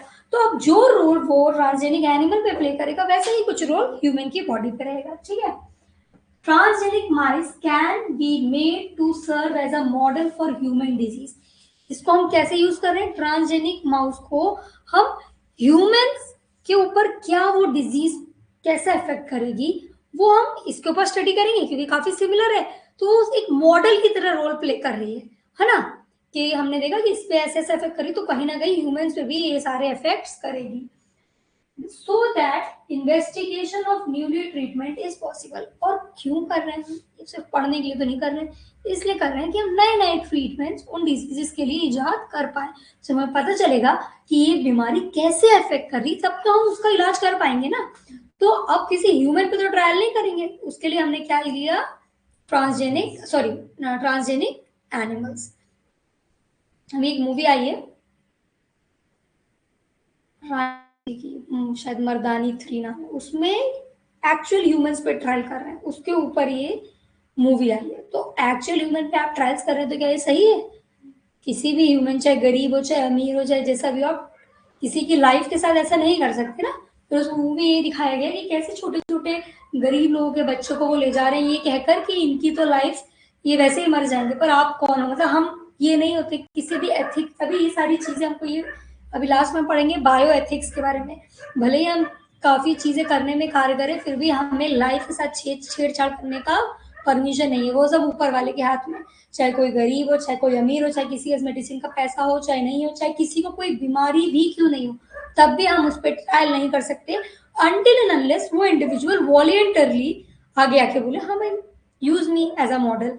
तो इसीलिए हमने ट्रांसजेनिक माउस चूज किया। समझ में आया आपको? अब चलिए, this is done by introducing gene which code for particular product in transgenic model। अब जिस भी चीज के बारे में हमको पढ़ना है, जिस भी चीज के बारे में स्टडी करना है, वो पर्टिकुलर जीन हमने ट्रांसजेनिक एनिमल में इंसर्ट कर दी। ठीक है, gene of interest from human, जो डिजीज जीन है, अभी यहाँ पर हम ट्रीटमेंट की इजाद के लिए हम ये सारी चीजें कर रहे हैं, तो किसी ह्यूमन में जो डिजीज है उसको स्टडी करना है, इस टाइम पे हमारी जीन ऑफ इंटरेस्ट वो बन गई है ना। जीन ऑफ इंटरेस्ट तो कोई भी चीज हो सकती है जिसके बारे में पढ़ना है या जिसे प्रोड्यूस करना है। तो यहाँ पर जीन ऑफ इंटरेस्ट हो गई एक डिजीज जीन जो कि ह्यूमन से हम एक्सट्रैक्ट करेंगे, इज इंसर्टेड इनटू माइस। अब उसको माइस में इंसर्ट किया to see the effect in the cells of mice. समझ में आया? पूरी स्टोरी समझ में आई? चलिए देखिए, जैसे बताया ह्यूमन से एक्सट्रैक्ट किया कैंसर सेल, ये मल्टीप्लाई ट्यूमर बनी, तो समझ में गया कहीं ना कहीं ये ह्यूमन में ऐसा इफेक्ट करेगा। ठीक है, चलिए, मेडिसिन फॉर एम्फाइसीमा। एम्फाइसीमा एक बीमारी होती है लंग्स की। Medicine for emphysema have already been produced from transgenic animal. Transgenic animals पे इस डिजीज को स्टडी करने के बाद, उस पर ट्रीटमेंट ऑप्शन को चेक करने के बाद एम्फाइसीमा की मेडिसिन प्रोड्यूस कर ली गई है। Emphysema is a condition that involves damage of the wall of air sacs. हमारे लंग में जो एल्वेलाई होते हैं, जहाँ अल्टीमेटली क्या होता है, एक्सचेंज ऑफ गैसेस होता है, वो सैक्स में क्या हो जाता है, डैमेज हो जाता है, तो ये सही से एक्सचेंज नहीं होता, तो इस कंडीशन को कहते हैं एम्फाइसीमा। और एम्फाइसीमा का ट्रीटमेंट किसके हेल्प से ढूंढा गया? ट्रांसजेनिक एनिमल्स की वजह से। Alpha 1 anti trypsin, alpha 1 antitrypsin obtained from the transgenic animal is used to treat emphysema. पहले उस डिजीज को स्टडी किया होगा, फिर इसका ट्रायल मारा गया होगा, अगर कोई डिजीज माइस था उसके ऊपर अल्फा 1 एंटीट्रिप्सिन का ट्रायल किया गया होगा कि तो क्योर हो रही है, तो ये निकाला किससे ऑब्टेन किया गया, ट्रांसजेनिक एनिमल से, और इसको आप एम्फेसिमा के ट्रीटमेंट के लिए यूज करने लगे. Similar attempts are being made to for the production of pharmaceutical product. अब जैसे एम्फेसिमा का ट्रीटमेंट मिला, वैसे और कंडीशन जैसे phenyl ketonuria and cystic fibrosis की भी ट्रीटमेंट्स हमको किससे मिले, ट्रांसजेनिक एनिमल्स की हेल्प से. समझ में आया? तो ट्रांसजेनिक एनिमल्स एक तरीके से मॉडल होते हैं, किसके मॉडल, ह्यूमंस के मॉडल, क्योंकि वो काफी सिमिलर रहते हैं ह्यूमन के. तो हमें कोई डिजीज या उसका ट्रीटमेंट स्टडी करना है, उसके ट्रायल्स करना है, तो हम यूज कर रहे हैं ट्रांसजेनिक एनिमल. और ट्रांसजेनिक एनिमल कैसे बना रहे हैं, जीन ऑफ इंटरेस्ट हमने एक्सट्रैक्ट करी ह्यूमन से या जहां से भी, और वो इंसर्ट कर दी नॉर्मल माइस में. माइस ज्यादा यूज क्यों कर रहे हैं आपको ऑलरेडी पता है. और फिर स्टडी किया इस पे क्या इफेक्ट आ रहे हैं, इस पे क्या ट्रीटमेंट करने पे वो यूज ट्रीट हो रहा है, क्या ट्रीटमेंट यूज करने पे और हार्म हो रहा है, तो वो मॉडल की तरह एक्ट करते हैं ह्यूमंस के लिए. समझना है ट्रांसजेनिक एनिमल्स के बारे में. चलिए, study of disease. Transgenic model exist for many human disease. अब ट्रांसजेनिक मॉडल्स बहुत सारी ह्यूमन की डिजीज के लिए अवेलेबल है, जैसे कि cancer, cystic fibrosis, rheumatoid arthritis, Alzheimer disease. तो ये कुछ डिजीजेस हैं जिनके लिए ट्रांसजेनिक एनिमल्स प्रेजेंट है. ओके, समझ में आया था? ये application of transgenic animal in study of disease, किस तरीके से हम इन ट्रांसजेनिक एनिमल को डिजीज के बारे में जानने के लिए यूज करते हैं. Help us to understand how gene contribute to the development of disease. ये हमको ऐसे बता सकते हैं कि एक बीमारी, एक जीन कैसे एक बीमारी के लिए रिस्पॉन्सिबल है. ये स्टडी करके ट्रांसजेनिक एनिमल में हम आइडेंटिफाई कर सकते हैं कैसे एक जीन जो है एक डिजीज कॉज कर सकती है. पूरा स्टडी करा होगा, एक डिफेक्टिव जीन डाली किस तरीके से वो डेवलप हो रही है. इस तरीके से ये मॉडल के ऊपर टेस्ट कर सकते हैं कि अगर एक डिफेक्टिव जीन भी है तो वो आगे चल के एक बड़ी बीमारी बना सकती है. Serve as a model to study human diseases. Human diseases को पढ़ने के लिए ये मॉडल की तरह काम करते हैं. क्यों माइस? क्योंकि ये बहुत ही सिमिलर रहते हैं जेनेटिक मेकअप में, एनाटॉमी में और फिजियोलॉजी में ह्यूमंस की तरह. इसीलिए हमने क्या यूज किया, mice. Doses determination and efficiency very important of the drug can be tested on models again before. अब कॉमर्शियली हम कोई दवा बेचने चाहें, कोई फार्मास्यूटिकल कंपनीज हैं जिनको कोई मेडिसिन बेचनी, ऐसा तो नहीं बना दी अब दे दो, नहीं, पहले वो ट्रायल करेंगे. उस ट्रायल के लिए भी ट्रांसजेनिक एनिमल ऐसा मॉडल यूज होते हैं. अब ये मेडिसिन का ट्रायल और कितनी अमाउंट, कितने डोज की मेडिसिन सेफ है कि हम इतने तक देंगे तो इट इज क्यूरेटिव, ये ट्रीटमेंट के लिए हेल्प होगी, पर इससे ज्यादा देंगे तो हो सकता है कि ये और नुकसान करे. तो ये सारी ही चीजें, पहले डिजीज के बारे में पढ़ना, फिर उसके ट्रीटमेंट के बारे में पढ़ना, फिर उस मेडिसिन के बारे में पढ़ना, उसका इफेक्ट कैसा होगा और कितने डोज में वो मेडिसिन देनी है, ये सारी चीज के लिए हम यूज करते हैं ट्रांसजेनिक एनिमल्स. और ह्यूमन के लिए mice as a transgenic model role play करते हैं. समझ में आया? It is a very new topic, पर it is a very good topic. इसको आज आकर मेरा ये लेक्चर फिर से देखना, ठीक है? और फिर से तो देखना ही, हमें नोट्स बनाने हैं, ठीक है? एक्चुअली अगर मैं इस फ्लो में आपसे इस टॉपिक के नोट्स अभी बनवाऊंगी तो मेरा ही फ्लो ब्रेक हो जाएगा, फिर बीच बीच में आपको डिस्टर्बेंस होगा. तो आप ये नोट्स इसके खुद से बना लेना, एकदम मुझको दिखा लेना, या कुछ डाउट हो तो मुझसे पूछ लेना. अब देखिए 95% of the existing transgenic animals are mice. आपने देखा होगा ना भाई, तुमने तो हमें चूहा ही समझ लिया, हम पे ही एक्सपेरिमेंट किए जा रहे हो. तो 95% ट्रांसजेनिक एनिमल्स कौन है, माइस. क्यों है भाई? ड्यू टू सिमिलैरिटी, बोलो, नहीं बोलते बन रहा, बोलो. Due to similarity in their genetic makeup, physiology and anatomy to human. Humans के जेनेटिक मेकअप और माइस के जेनेटिक मेकअप काफी सिमिलर, एनाटॉमी काफी सिमिलर, फिजियोलॉजी काफी सिमिलर. तो अगर एक बीमारी उनके ऊपर जैसा असर करेगी, कहीं ना कहीं वो ह्यूमंस पे वैसा असर करेगी. एक मेडिसिन उनको जैसे क्योर करेगी, कहीं ना कहीं ह्यूमंस को वैसे क्योर करेगी. एक मेडिसिन का डोज, उनमें जितनी लिमिटेशन है कहीं ना कहीं ह्यूमंस में उतने. अब इसके बाद भी कई बार क्या होता है, ह्यूमन ट्रायल्स भी होते हैं, वॉलंटियरली ह्यूमंस आते हैं कि भाई आप मेरे ऊपर ट्रायल कर सकते हो, है ना? तो ये हमारे ट्रांसजेनिक एनिमल्स के बारे में आप लोगों को क्लियर हुआ। अब आता है केमिकल सेफ्टी टेस्टिंग। किसी केमिकल कितना सेफ है इसका टेस्ट, है ना। ये हम पढ़ रहे हैं कि कहाँ कहाँ ट्रांसजेनिक एनिमल काम आ रहे हैं। पहला हमने पढ़ लिया डिजीज के मॉडल के लिए और ट्रीटमेंट के लिए, डोज डिटर्मिनेशन के लिए। अब दूसरा कोई केमिकल कितना सेफ है, मतलब चूहे की जिंदगी की तो कोई वैल्यू ही नहीं है ना, मर जाए कोई बात नहीं, दूसरा लाभ। ठीक है, इन केमिकल सेफ्टी टेस्टिंग और toxicity testing can be used in transgenic animal. These animals are made to carry the gene which makes them more sensitive to toxic substance than non-toxic. ठीक है, अब इन्होंने बताया कि किसी भी केमिकल का हमको टेस्ट करना है भाई ये कितना टॉक्सिक है या इसके क्या असर है, तो हम ये एक नॉर्मल एनिमल पे करेंगे और एक ट्रांसजेनिक एनिमल में करेंगे। तो ट्रांसजेनिक एनिमल ज्यादा सेंसिटिव है इन केमिकल्स के लिए, तो वो रिजल्ट ज्यादा एक्यूरेट देगा एज कंपेयर टू नॉर्मल, है ना।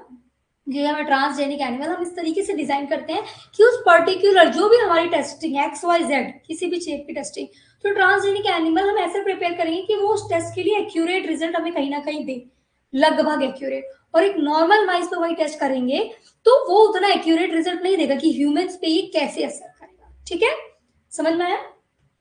Thus these tests are done to ascertain whether manufactured product pose a threat to health। ठीक है, तो इसीलिए ये टेस्ट करे जाते हैं ये पता करने के लिए, ये पता लगाने के लिए कि जो भी प्रोडक्ट बना है ये ह्यूमंस के लिए थ्रेट है, उनके हेल्थ के लिए थ्रेट है या फिर और to the environment in lesser time.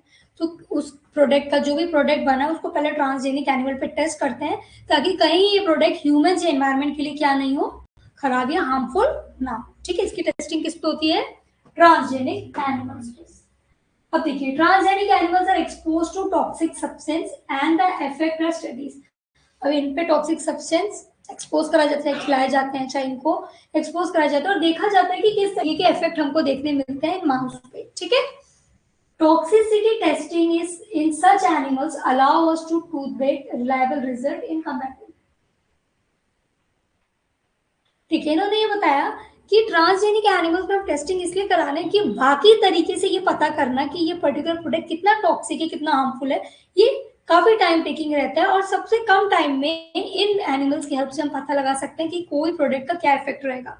ठीक है, समझ में, लेस टाइम टेकिंग है एंड मोर एक्यूरेट रिजल्ट्स। देखिए transgenic animal more human like response. एक ट्रांसजेनिक एनिमल के अंदर जो भी किसी प्रोडक्ट का इफेक्ट रहेगा वो इंसानों में कैसा होगा उससे ज्यादा सिमिलर रहेगा as compare to non transgenic man. तो हम ट्रांसजेनिक एनिमल इसीलिए बना रहे हैं कि इंसान पे, एक ह्यूमन पे उस प्रोडक्ट का कैसा इफेक्ट रहेगा, एक ट्रांसजेनिक माउस ये ज्यादा एक्यूरेटली बता सकता है, ज्यादा सही बता सकता है as compare to non transgenic. ठीक है, समझ में आया, तो पता ही हो। अब आया हमारा थर्ड, वैक्सीन टेस्टिंग। पर इस कोरोना वायरस में किसके ऊपर टेस्ट हो गया, किस पे, आप पे। कोरोना वायरस में किस पे टेस्ट हो गया, test the safety of vaccine. ठीक है, अब कोई वैक्सीन कितनी सेफ है, उसका क्या इफेक्ट होगा, इसको पहले माइस के ऊपर टेस्ट किया जाता है। The safety and efficacy of vaccine, एक वैक्सीन कितनी सेफ है और उसका क्या असर है, कितनी इफेक्टिव है, ये हम टेस्ट करते हैं पहले उनको ह्यूमन में एडमिनिस्ट्रेट करने से पहले। एक ह्यूमंस के ऊपर कोई वैक्सीन का को एडमिनिस्ट्रेट करने से पहले उसका ट्रायल होता है ना, इन ट्रांसजेनिक एनिमल्स पे। This is done by administrating the vaccine into certain transgenic modified animals। कुछ ऐसे एनिमल्स बनाते हैं जो ह्यूमन लाइक रिस्पॉन्स ज्यादा शो करें और उनके ऊपर इन वैक्सीन को हम पहले क्या करते हैं, ट्रायल करते हैं। उसके बाद एक ह्यूमन के मास पे, मतलब एक बड़ी पॉपुलेशन ऑफ ह्यूमन पे इन ट्रायल के बाद ही ये मेडिसिन, ये वैक्सीन क्या करी जाती हैं, यूज की जाती हैं। टेस्टिंग वैक्सीन और मंकी। ठीक है, तो ज्यादातर किस पे टेस्ट करते हैं, और one such example is the use of transgenic mice for testing the safety and efficacy। Polio virus की वैक्सीन ट्रांसजेनिक माइस के ऊपर टेस्ट की गई। ठीक है, पोलियो, अब याद रखना, पोलियो वायरस की, पोलियो की वैक्सीन जो है ट्रांसजेनिक माउस के ऊपर टेस्ट की गई थी, made susceptible to polio virus to test efficacy. ठीक है, ये याद रहेगा। पोलियो वायरस के लिए जो पोलियो की वैक्सीन बनाई गई थी वो किस पे टेस्ट की गई थी? ट्रांसजेनिक माउस पे। अब देखिए किस तरीके से की stages to develop vaccine, vaccine develop होने की क्या स्टेजेस रहती है। देखिए बेसिक रिसर्च, सबसे पहले क्या होता है? Research start in lab where the nature of the virus and how the virus effect the organism. ठीक है, मैंने आपको बताया था जो हमारी वैक्सीन होती है कुछ अजूबा तो है नहीं, मैंने बताया था जो डिजीज कॉज कर रहा है उसी को कंप्लीटली वो ऑर्गेनिज्म या उसका कुछ पार्ट यूज कर रहे हैं, उसको या तो वीक करके या इनएक्टिव या डेड फॉर्म में, है ना। तो सबसे पहले वैक्सीन बनाने के लिए हम देखेंगे कि जिसके लिए भी हम वैक्सीन बना रहे हैं उसका नेचर कैसा है, उस वायरस का नेचर कैसा है, इसको हम लैब में स्टडी करेंगे और एक पोटेंशियल वैक्सीन बनाने से पहले। ठीक है, इसके बाद क्या कर रहे हैं? Testing and safety effectiveness. Vaccine is tested for its safety and effectiveness on different animal, अलग अलग एनिमल्स पे। ह्यूमंस को ये वैक्सीन देने से पहले इनके ऊपर ट्रायल होता है। ठीक है, क्लिनिकल ट्रायल्स। अब आता है क्लिनिकल ट्रायल्स। क्लिनिकल ट्रायल्स में आते हैं हमारे human volunteer. Vaccine is tested on human volunteers, जो ह्यूमंस खुद से आगे बढ़कर बोलते हैं यहाँ पर ट्रायल किया जाए, इनके ऊपर ये वैक्सीन टेस्ट की जाती है। First it is tested on small group and it effective then effective. एक स्मॉल ग्रुप के ऊपर उसको टेस्ट किया जाता है और अगर वो इफेक्टिव रहती है तो फिर एक बड़ी पॉपुलेशन में इन वैक्सीन को क्या किया जाता है? लगाया जाता है। यहाँ तक समझ में आया? पहले वैक्सीन को हमने क्या किया? उस वायरस के बारे में पढ़ा जिसकी वैक्सीन बनानी है, इसके बाद इसको क्या किया? टेस्ट किया इसकी सेफ्टी के लिए बहुत सारे एनिमल्स पे, फिर ये भी पास हो गया तो फिर जो हमारे ह्यूमन वॉलंटियर है इनके ऊपर टेस्ट किया जाएगा पहले एक बड़ी पॉपुलेशन में देने से पहले। Biological product, fourth use of transgenic animals. हमको कुछ बायोलॉजिकल प्रोडक्ट्स बनाने, ये तो हम पहले ही पढ़ चुके हैं, इंसुलिन, एंजाइम और अलग अलग चीजें बनाने के लिए भी हम क्या यूज कर रहे हैं? Transgenic animal. देखिए the entire process of getting biological products that are required to treat certain human disease is expensive. अब इन्होंने कहा मुझे कोई प्रोडक्ट बनाने, मैंने बताया था इंसुलिन का एग्जांपल बताया था कि इसको लैब में बनाना बहुत एक्सपेंसिव पड़ रहा था। तो ये पूरा बायोलॉजिकल कोई एंजाइम, कोई मेडिसिन या कुछ ऐसा बनाना एक लैब में बहुत ही एक्सपेंसिव प्रोसीजर रहेगा। एज अ सॉल्यूशन, इस चीज से सॉल्यूशन के लिए transgenic animal can be made to produce useful pharmaceutical product. तो हमने यूज किया ट्रांसजेनिक एनिमल को ये प्रोडक्ट बनाने के लिए। ठीक है, it is done by introducing gene which code for particular protein or enzyme in the transgenic animal। हमने ये कैसे बनाया? ट्रांसजेनिक एनिमल के अंदर जो पर्टिकुलर जीन या प्रोडक्ट हमको चाहिए उसकी जीन इंसर्ट कर ली, वो मल्टीप्लाई करके अपनी बॉडी में बना ले रहा है। समझ में आया? यहाँ तक रीड कर लिया? समझ में आ गया?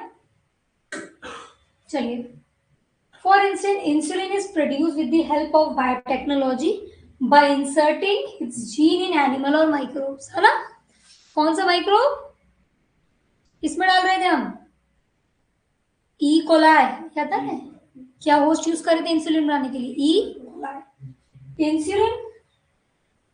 Insulin is a biologically produce substance and it is used as a medicine for diabetes patient, है ना। डायबिटीज के पेशेंट के लिए हम इंसुलिन यूज करते हैं। Insulin usually injected in fat under the skin using switch. अभी क्या कह रहे हैं? इंसुलिन ज्यादातर फैट लेयर जो रहती है बॉडी की वहां पर इंजेक्ट किया जाता है स्किन के अंदर। ज्यादा पढ़ लेगा, सुना है? चलो, अब बायोलॉजिकल प्रोडक्ट में क्या लिखा है? Numerous medicine containing biological substance जैसे कि हार्मोन, एंजाइम हो गए और other important protein are produce which are used to treat different disease condition. In short बता रहे हैं अलग अलग बायोलॉजिकल प्रोडक्ट्स हम ट्रांसजेनिक एनिमल्स की हेल्प से बना सकते हैं। ठीक है, these medicine.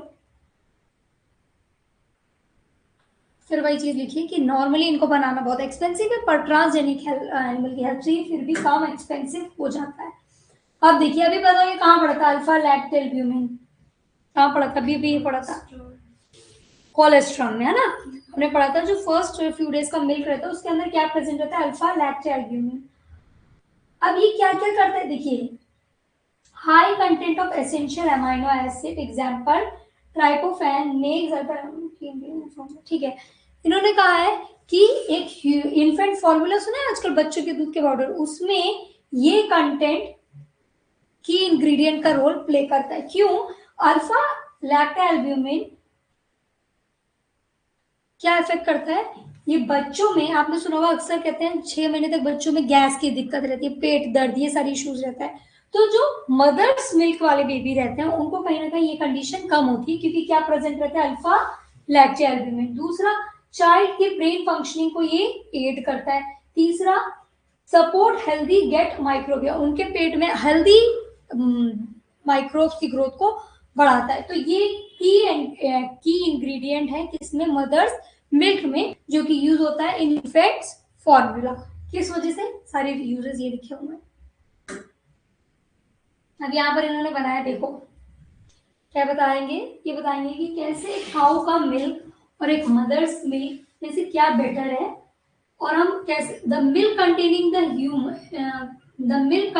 The human alpha lactalbumin was produced in transgenic cow and it was found to be nutritionally more balance product for human babies and natural cow. उन्होंने कहा ट्रांसजेनिक काउ में इन्होंने जो मिल्क प्रोड्यूस किया, क्या डालकर, alpha lactoalbumin, और देखा गया कि नॉर्मल काउ मिल्क से ट्रांसजेनिक काउ का मिल्क बेटर हो गया।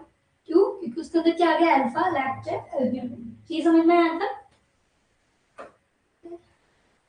चलो,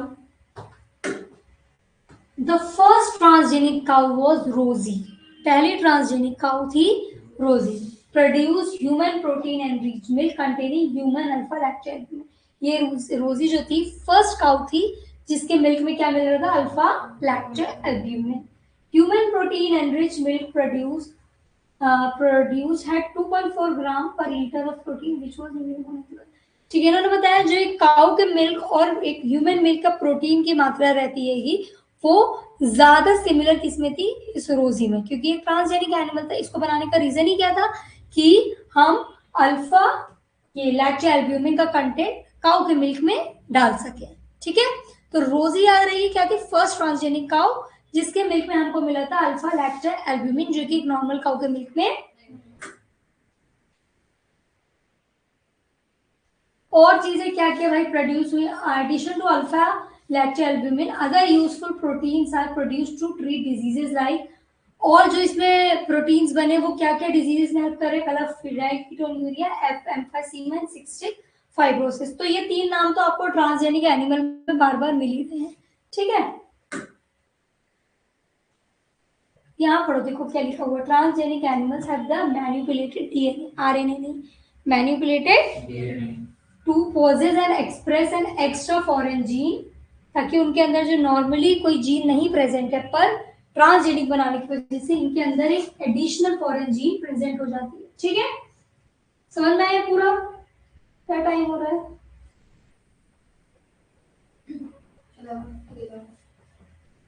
छोटा सा एक और टॉपिक वो कर लेते हैं, ओरली पढ़ना है, उसके बाद फिर हमारी कल के लिए एक ही स्लाइड बचेगी डायग्नोसिस वाली, अभी सब हो जाएगा।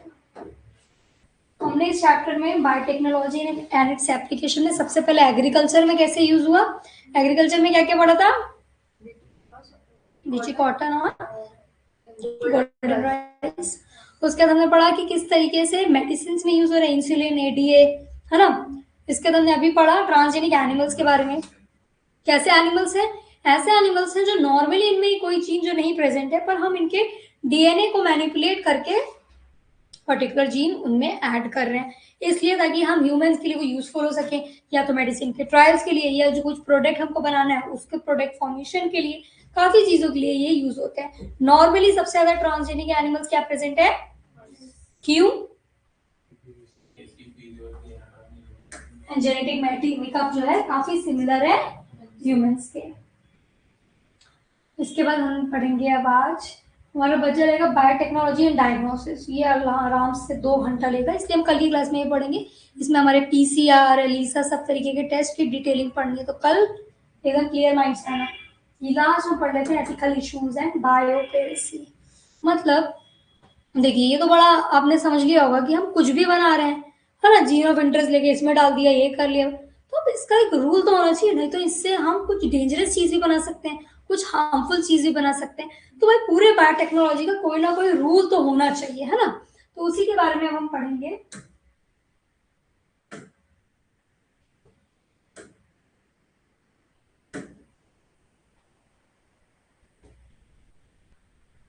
ये समझ में आए?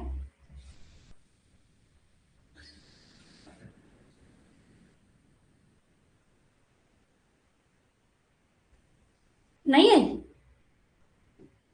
नहीं आए तो समझा दें।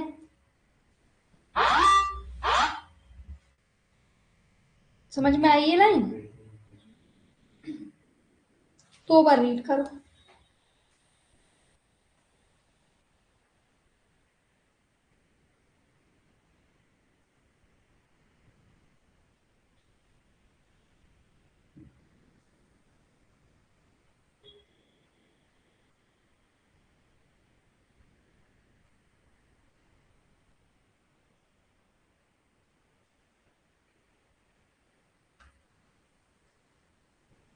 अरे यार मुझे लग रहा है तुम लोग का दिमाग सैचुरेट हो गया आज पढ़ाई करके, अब घुसेगा नहीं क्या आज?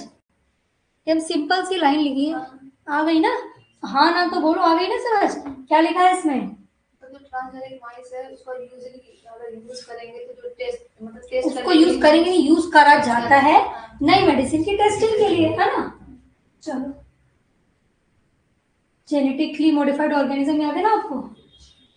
हमने राइस बनाई थी, बीटी कॉटन बनाया था, ये बता रहे हैं ब्रिंजल, बीटी ब्रिंजल, है ना? अब आते हैं हमारा transgenic pig as a donor. आपको क्या बोला इसमें? देखिए, pig cells are genetically modified and reconstructed as an embryo. Embryo is grown into adult pig. Organ from this pig are transplant to human. आपने सुना होगा कि ह्यूमंस में पिग के ऑर्गन्स लेकर के ट्रांसप्लांट किया जा रहा है। अभी एक इंडिविजुअल का किया भी गया था। तो ये इन्होंने बताया कि पहले एम्ब्रियो स्टेज में इंसर्ट किया, फिर ग्रो किया गया, फिर उसका ऑर्गन लेकर के ह्यूमन में डाला गया। दिस इज नोन एज जेनो ट्रांसप्लांटेशन। ये लिखना है जेनो ट्रांसप्लांटेशन, ठीक है? नहीं घुसना नहीं है इसमें। ये हम लोग जर्म लाइन ट्रीटमेंट पढ़ चुके हैं, तो रिकॉल को छोड़ो, बायोएथिक्स पे आ गए, ठीक है? बायोएथिक्स क्या होता है? नाम से समझ में आ रहा है कि क्या चीज सही है, बायो में क्या चीज सही है। Study of ethical issues in the field of biology term is bioethics. Biology के फील्ड में एथिकल इश्यूज की स्टडी करना, क्या सही है, क्या गलत है, क्या करना सही रहेगा, क्या करना सही नहीं रहेगा, ये सारे इश्यूज जिस टॉपिक के अंडर आते हैं उसको कहते हैं bioethics. Biotechnology has wide range of application that are beneficial for mankind, but the concern discussed recently। देखो, बायोटेक्नोलॉजी कब से हम ऐसी चीजें बना रहे हैं जो हम इंसानों के लिए यूजफुल है, पर ये कंसर्न भी बना रहा है कि क्या कुछ नहीं बना सकते हम, है ना? Ethic is understanding what is morally right and wrong in human behavior। Ethics का मतलब है हमको ये पता करना कि क्या चीज करना सही रहेगा, क्या चीज करना सही नहीं रहेगा। Bioethics deal with the ethical and values issues that have surfaced due to the rapid development of science। Bioethics के अंदर जिस तरीके की हमारी साइंस एंड टेक्नोलॉजी आज के टाइम में है, डेवलप हर चीज करने के लिए हम क्या है, सक्षम है, कुछ भी कर सकते हैं। तो ये बायोएथिक्स के अंदर ये हमको बताता है कि आप इतनी टेक्नोलॉजी और साइंस के बढ़ते दौर में भी क्या चीज हम कर सकते हैं, क्या चीज हम नहीं कर सकते, साइंटिस्ट, ठीक है? कई बहुत सारी आपने मूवीज देखी होंगी वहाँ की, फॉरेन की, है ना? जिसमें कुछ ऐसे एनिमल्स बना देते हैं जो मैनकाइंड के लिए क्या होती है, हार्मफुल।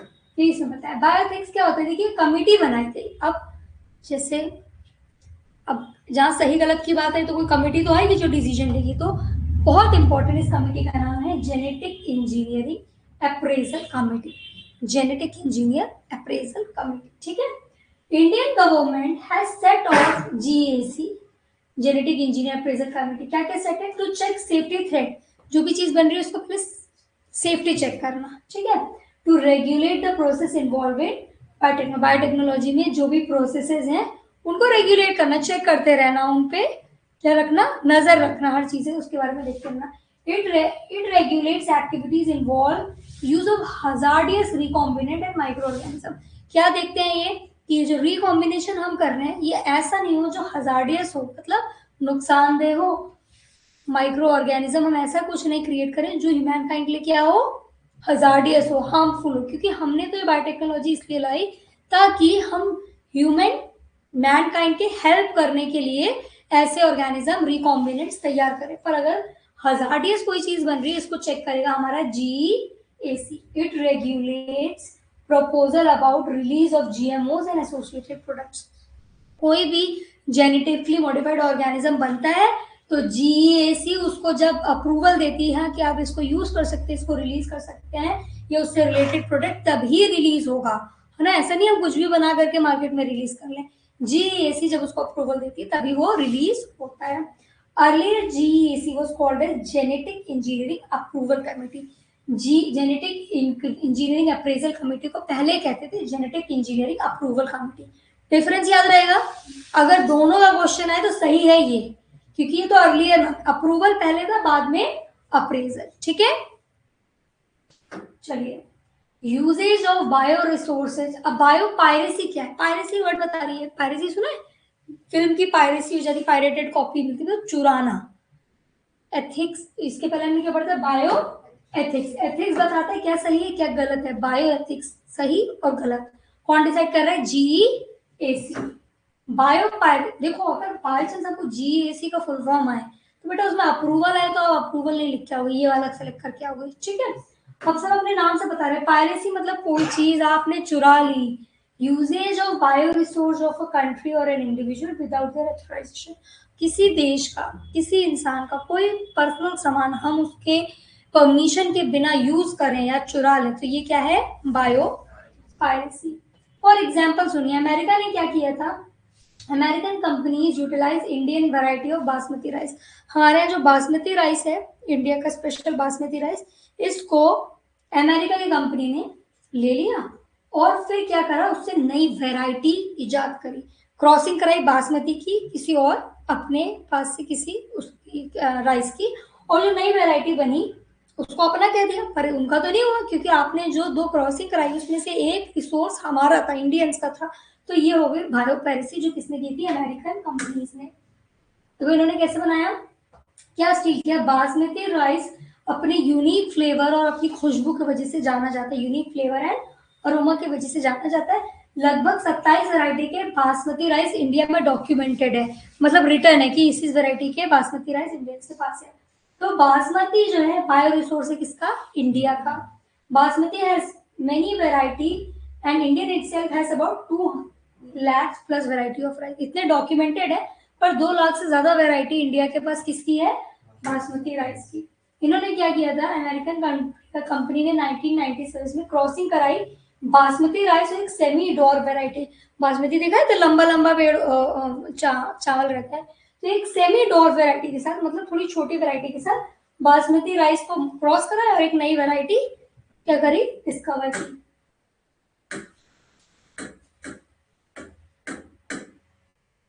तो क्या हुआ? अनदर एग्जांपल क्या है? नीम। नीम क्या है? इंडियन प्रोडक्ट है। नीम क्या है? एक इंडियन प्रोडक्ट है। अब नीम के बहुत सारे बेनिफिट्स है ना, मेडिसिनल भी है, मेडिसिनल इफेक्ट भी है, और कई लोग उसकी जो स्टेम रहती है उसकी ट्विग्स को यूज करते हैं एज अ ब्रेथ, है ना। तो ये इसके कुछ फायदे थे। अब क्या करा काम? None of the Indian had been scientifically tried. तो कभी भी इंडियंस ने इसको डॉक्यूमेंटेड नहीं कराया, इसको अपने पेटेंसी नहीं ली। 1994 में एक यूएस का फॉर्म था, यूएसए का फॉर्म, इसने नीम प्लांट से इंसेक्टिसाइड बना लिया, इंसेक्ट किलिंग, है ना, इंसेक्टिसाइड बना लिया। Since India were aware of neem plants medical benefits much before them and the form develop, मतलब इंडियंस को ऑलरेडी पता था कि भाई हमारा जो नीम रहता है ये एंटीसेप्टिक का काम तो करता है, तो ये यूएसए ने क्या करा? बायो पायरेसी, ठीक है। Similarly many Indian institutes have fought for turmeric right. तो बायो पायरेसी में हमने किस किस के बारे में पढ़ा? बासमती राइस, नीम के बारे में, और बहुत टर्मरिक, हल्दी सुना है ना, हल्दी के बारे में, टर्मरिक के राइट के बारे में भी बहुत सारे इंडियन इंस्टीट्यूट फाइट कर रहे हैं। बायो पेटेंट, सब अपना नाम से बता रहे हैं। पेटेंट मतलब मेरे नाम का हो गया, पेटेंट करा लेना। Bio piracy, bio ethics, bio patent. Exclusive right about obtain for bio resources और product derive from it by an individual और ग्रुप ऑफ कंट्री। अब किसी इंसान ने या किसी कंट्री ने या बहुत सारी कुछ ग्रुप ऑफ कंट्री ने कह दिया भाई ये प्रोडक्ट मेरा है, इसकी पेटेंसी ले ली। अनिल कपूर को जानते हो? उसका एक स्टेप है बहुत फेमस, पता है, दिना दिन धा वाला, उसने पेटेंट करा लिया। कोई भी अपनी वॉइस, कोई भी उसको यूज करेगा तो उसको पैसा देना पड़ेगा, कोई भी उसकी वॉइस यूज करेगा तो उसको पैसे देने पड़ेगा कि भाई ये तो इसका था, तुमने चुराया है, ठीक है। तो यही है बायो पेटेंट, हमारी चीज को हमारा राइट्स, अगर कोई और यूज करेगा तो या तो ये गलत है या तो आप हमसे बाय करिए उसको। Bio resource rich developing countries must be vigilant to prevent exploitation of their resources. अब जो डेवलपिंग कंट्री और डेवलप कंट्री में ये फर्क है, डेवलप कंट्री हमेशा एक डेवलपिंग कंट्री के ऊपर पावर दिखाती है ना, हीरो बनती है। तो डेवलपिंग कंट्री के पास जो रिच रिसोर्सेज हैं उस कंट्री, भले ही वो थोड़ी वीक हो पर as compare to developed country, पर उसके पास बहुत सारे रिसोर्सेज हैं, तो एक डेवलप कंट्री उसी रिसोर्स चुरा सकती है अपनी पावर के बेसिस पे। तो ये प्रिवेंट करने के लिए, to prevent unauthorized exploitation of bio resources, country, individual और company can obtain exclusive right और ownership for such resources which have been invented or discovered by them। तो इस प्रॉब्लम्स का सॉल्यूशन ये है कि वो कंट्री या वो इंडिविजुअल उस प्रोडक्ट का पेटेंसी ले ले कि भाई ये हमारा है, you can not use it हमारे परमिशन के बिना, ठीक है। बायो पेटेंसी समझ में आया क्या होता है? It is a patent guaranteed by government to the inventor of biological entities. जिसने जो इजाद किया है, गवर्नमेंट उसको एंटिटी उसकी क्या दे देती है, पेटेंसी दे देती है कि ये इन्होंने इजाद किया, ये इनका प्रोडक्ट है, आपको चाहिए तो talk to him. Bio patent के बारे में क्या है? प्लांट्स एंड एनिमल, क्या क्या बायो पेटेंट हो सकता है? Plants and animal, plant and animal variety in certain countries are patentable. कुछ कंट्रीज है जिनके पास वो पर्टिकुलर एनिमल है जो और कहीं नहीं मिलता, तो वो उसको क्या कर सकते हैं, पेटेंट करा सकते हैं। Micro organism, any new strain of micro organism in pure form is patentable. मतलब किसी कंट्री को कोई नया माइक्रो ऑर्गेनिज्म मिला तो उसकी भी पेटेंसी करा सकते हैं। मॉलिक्यूलर बायोलॉजी टेक्निक्स, कोई टेक्निक्स इजाद करी उसकी भी पेटेंसी करा सकते हैं कि भाई ये हमारा डिस्कवर किया हुआ है। जीन मॉडिफाइड बाय बायोटेक्नोलॉजी, मतलब कोई न्यू जीन, रिकॉम्बिनेंट डीएनए किसी ने बनाया जो और कोई नहीं बना सक रहा, तो उसको भी पेटेंट करा सकते हैं। Genetically engineer cloning vectors, even vectors की भी क्या करा सकते हैं, पेटेंसी करा सकते हैं। लास्ट है हमारा बायोपायरेसी, ठीक है। टू अवॉइड बायोपायरेसी, पायरेसी मतलब चुराना, तो हमारे बायोलॉजिकल रिसोर्स कोई चुरा ना सके, इसके लिए Indian parliament has cleared second amendment of patents bill. तो इंडियन पार्लियामेंट ने सेकेंड अमेंडमेंट दी है किस पे, पेटेंट्स बिल पे, जिसमें क्या है, पेटेंट टर्म्स इमरजेंसी प्रोविजन में इसके अंडर आता है। तो हमारी सरकार ने भी अमेंडमेंट किया अपने पेटेंसी बिल में, ताकि कोई हमारे प्रोडक्ट्स को क्या नहीं कर सके। हाँ बताओ भाई।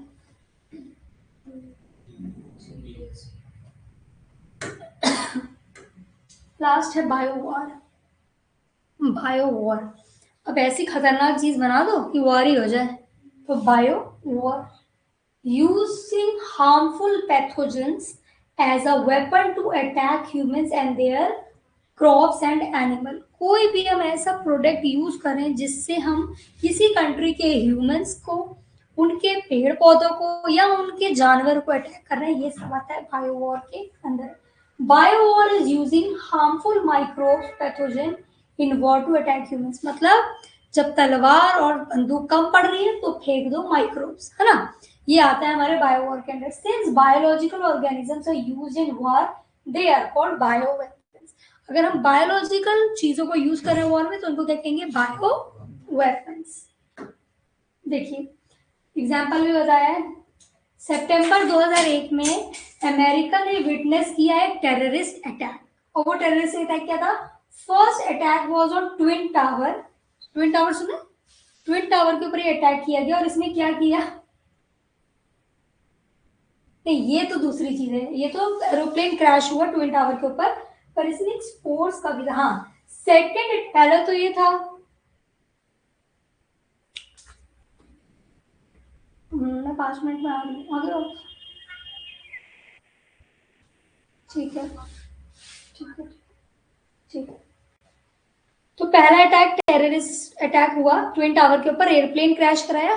सेकेंड अटैक क्या हुआ सुनिएगा, second attack was week later in same month, उसी मंथ में एक हफ्ते बाद सेकेंड अटैक हुआ। उसमें क्या हुआ, it was an attack using biological weapon. क्या था biological weapon, people receive mails with spores of bacteria bacillus and anthracis। ये पर्टिकुलर स्पोर लोगों को मिला किसमें, मेल्स में मिला ऐसे। It cause deadly disease call anthrax. जब वो मेल खोल रहे हैं तो जो भी उसको इनहेल कर ले रहा है उसको क्या हो जा रहा है, एंथ्रेक्स। समझ में आया? ये किस में आया, बायो वेपन हो गए। ठीक है, biowar, bio ethics, bio piracy, bio patent. समझ में आया क्या सही है क्या गलत है? पेटेंसी ये मेरे सामान है, इसकी पेटेंसी मैं लूंगा। पायरेसी मेरा सामान आपने मुझसे बिना पूछे मेरे बिना कंसल्ट के यूज किया। बायोवार मतलब बायोलॉजिकल प्रोडक्ट यूज करना, किस चीज के लिए, अटैक के लिए। समझ में आया टॉपिक्स? ट्रांसजेनिक एनिमल फिर से रिवाइज करना, उसके नोट्स बनाना, और इस चैप्टर को टाइम दे रहे हो ना, दे रहे हो? बाकी चीजें बायोटेक्नोलॉजी और बायोटेक्नोलॉजी और उसकी एप्लीकेशन आपको कम से कम 3 से 4 बार पढ़ना पड़ेगा। ठीक